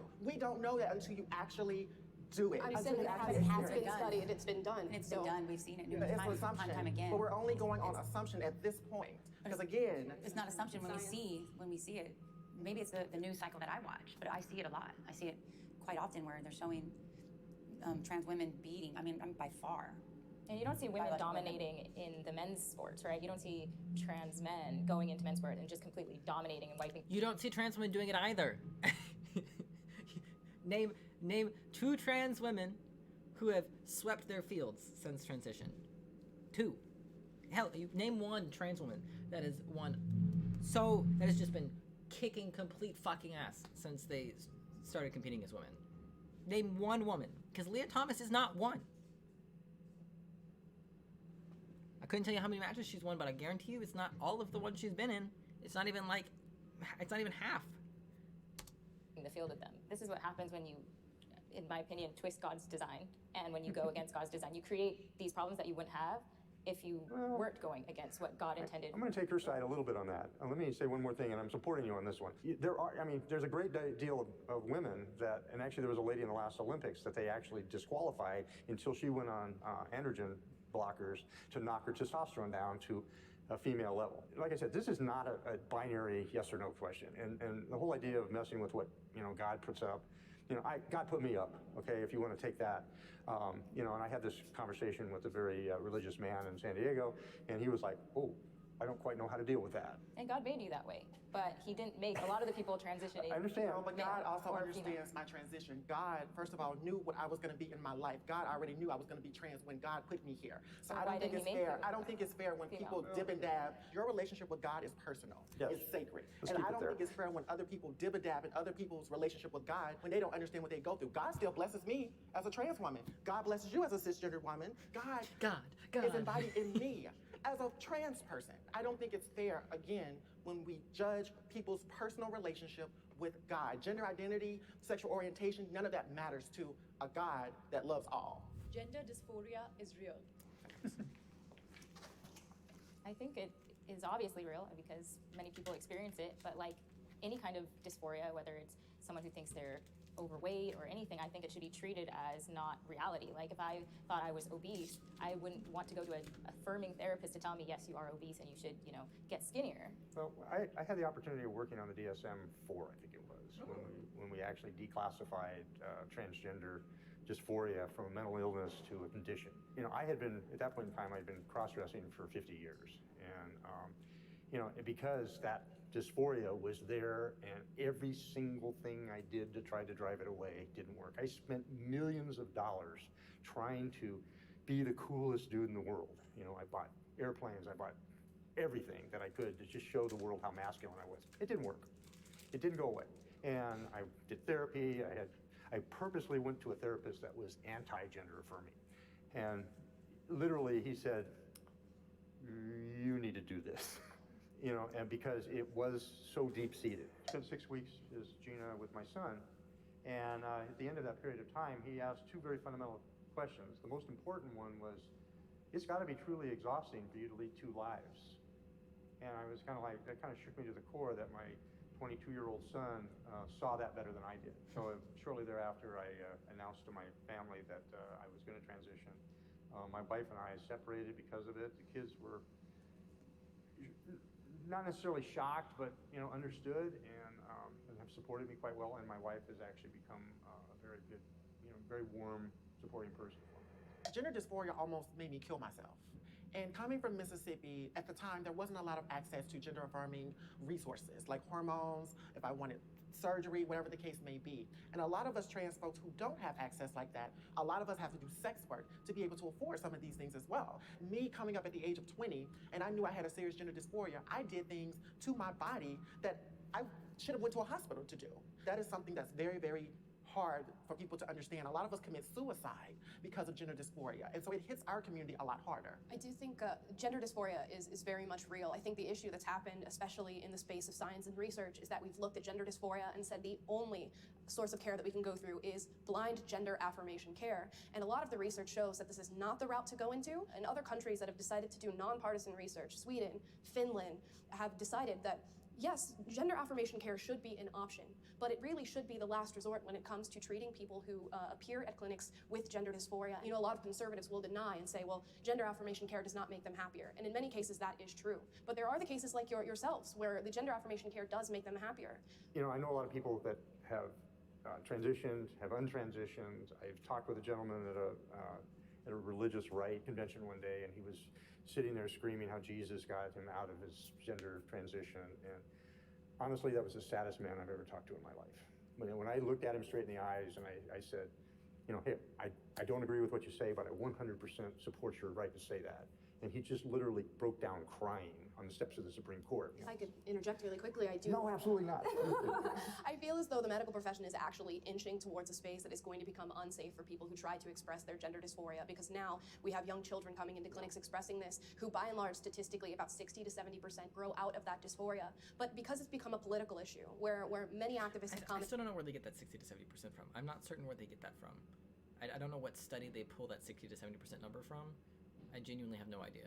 And say, no, you blindly affirm, you affirm to the furthest extent that you can, rather than going through a more comprehensive process with these children. We have what I think is a medical tragedy happening against young people in this country. I have been sexually harassed. The third trans chick hasn't said anything in a minute. Yeah, I think in our society, it gets so sexualized, everyone and everything, and I think we owe a lot of that to pornography and just media, and I think the kind of acceptance that I do see more so in the LGBT community of like, you know, sex is great and let like everyone talk about it and there's no shame and everyone's just blurting out, you know, the fact that we're perpetuating a culture that's frankly, in my opinion, disgusting. So are you talking specifically about LGBT people? I'm talking more so just about this sexual revolution, that the more sexual you are, the more partners you have, the more open you are about your sex life and everything, the more like liberated you are. What is consent? Like people are coming out of the woodwork saying, you know, I was violated, this happened to me, but they like drove home with that person. And I'm not blaming them, but I am saying those lines are being blurred because of our just flagrant. Sounds kind of like she's blaming them. Disregard for any kind of like actual relationship prior to the sexual encounter, and I think a lot of people are being exploited left and right. True sex positivity has been powerful. It has helped us to grow and learn about our bodies in so many ways and learn safe sex practices in so many ways.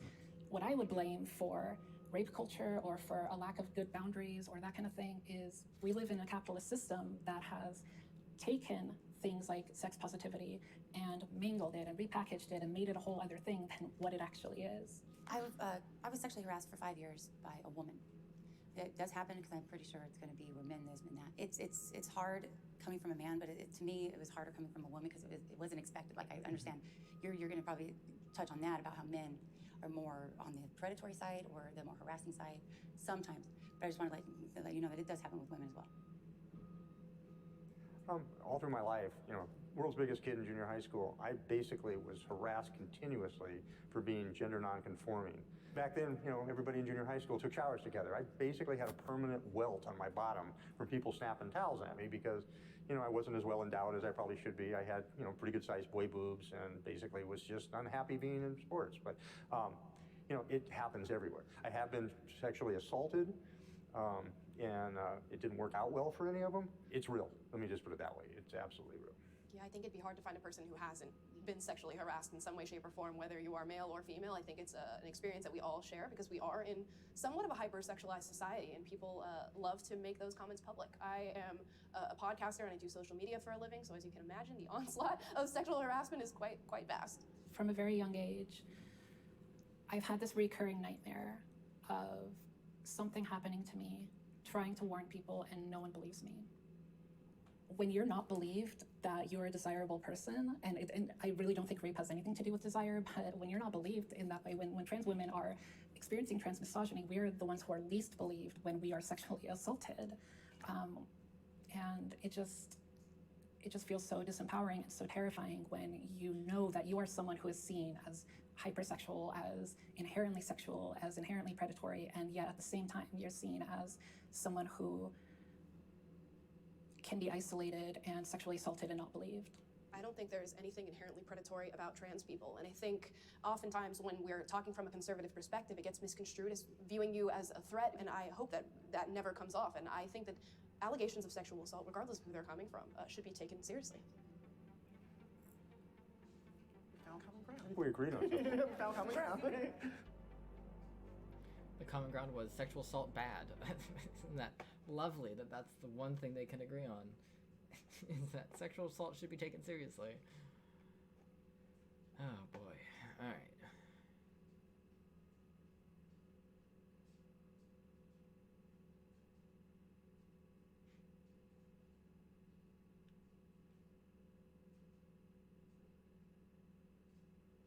Oh, that is a good idea. Conservative turned liberal versus liberal turned conservative.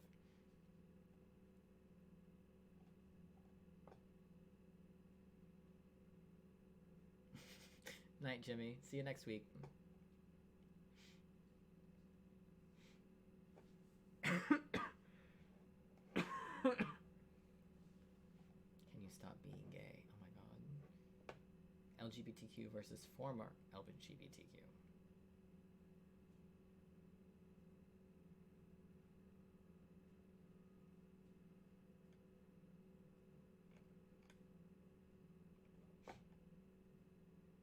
Another thing to keep in mind with the Jubilee videos is they are very heavily edited.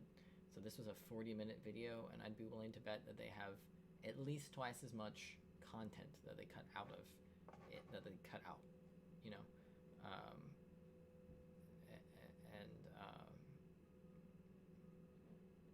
So they can really shape these pretty aggressively. Shape these videos pretty aggressively. All right, I'm gonna call it quits for today, for the week.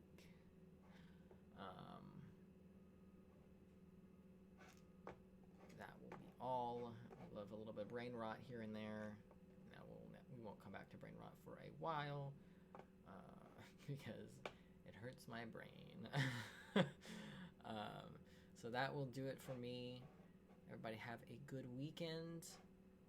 Stay safe, stay warm. Eat some, drink some water. And I will see you all next week. Goodbye.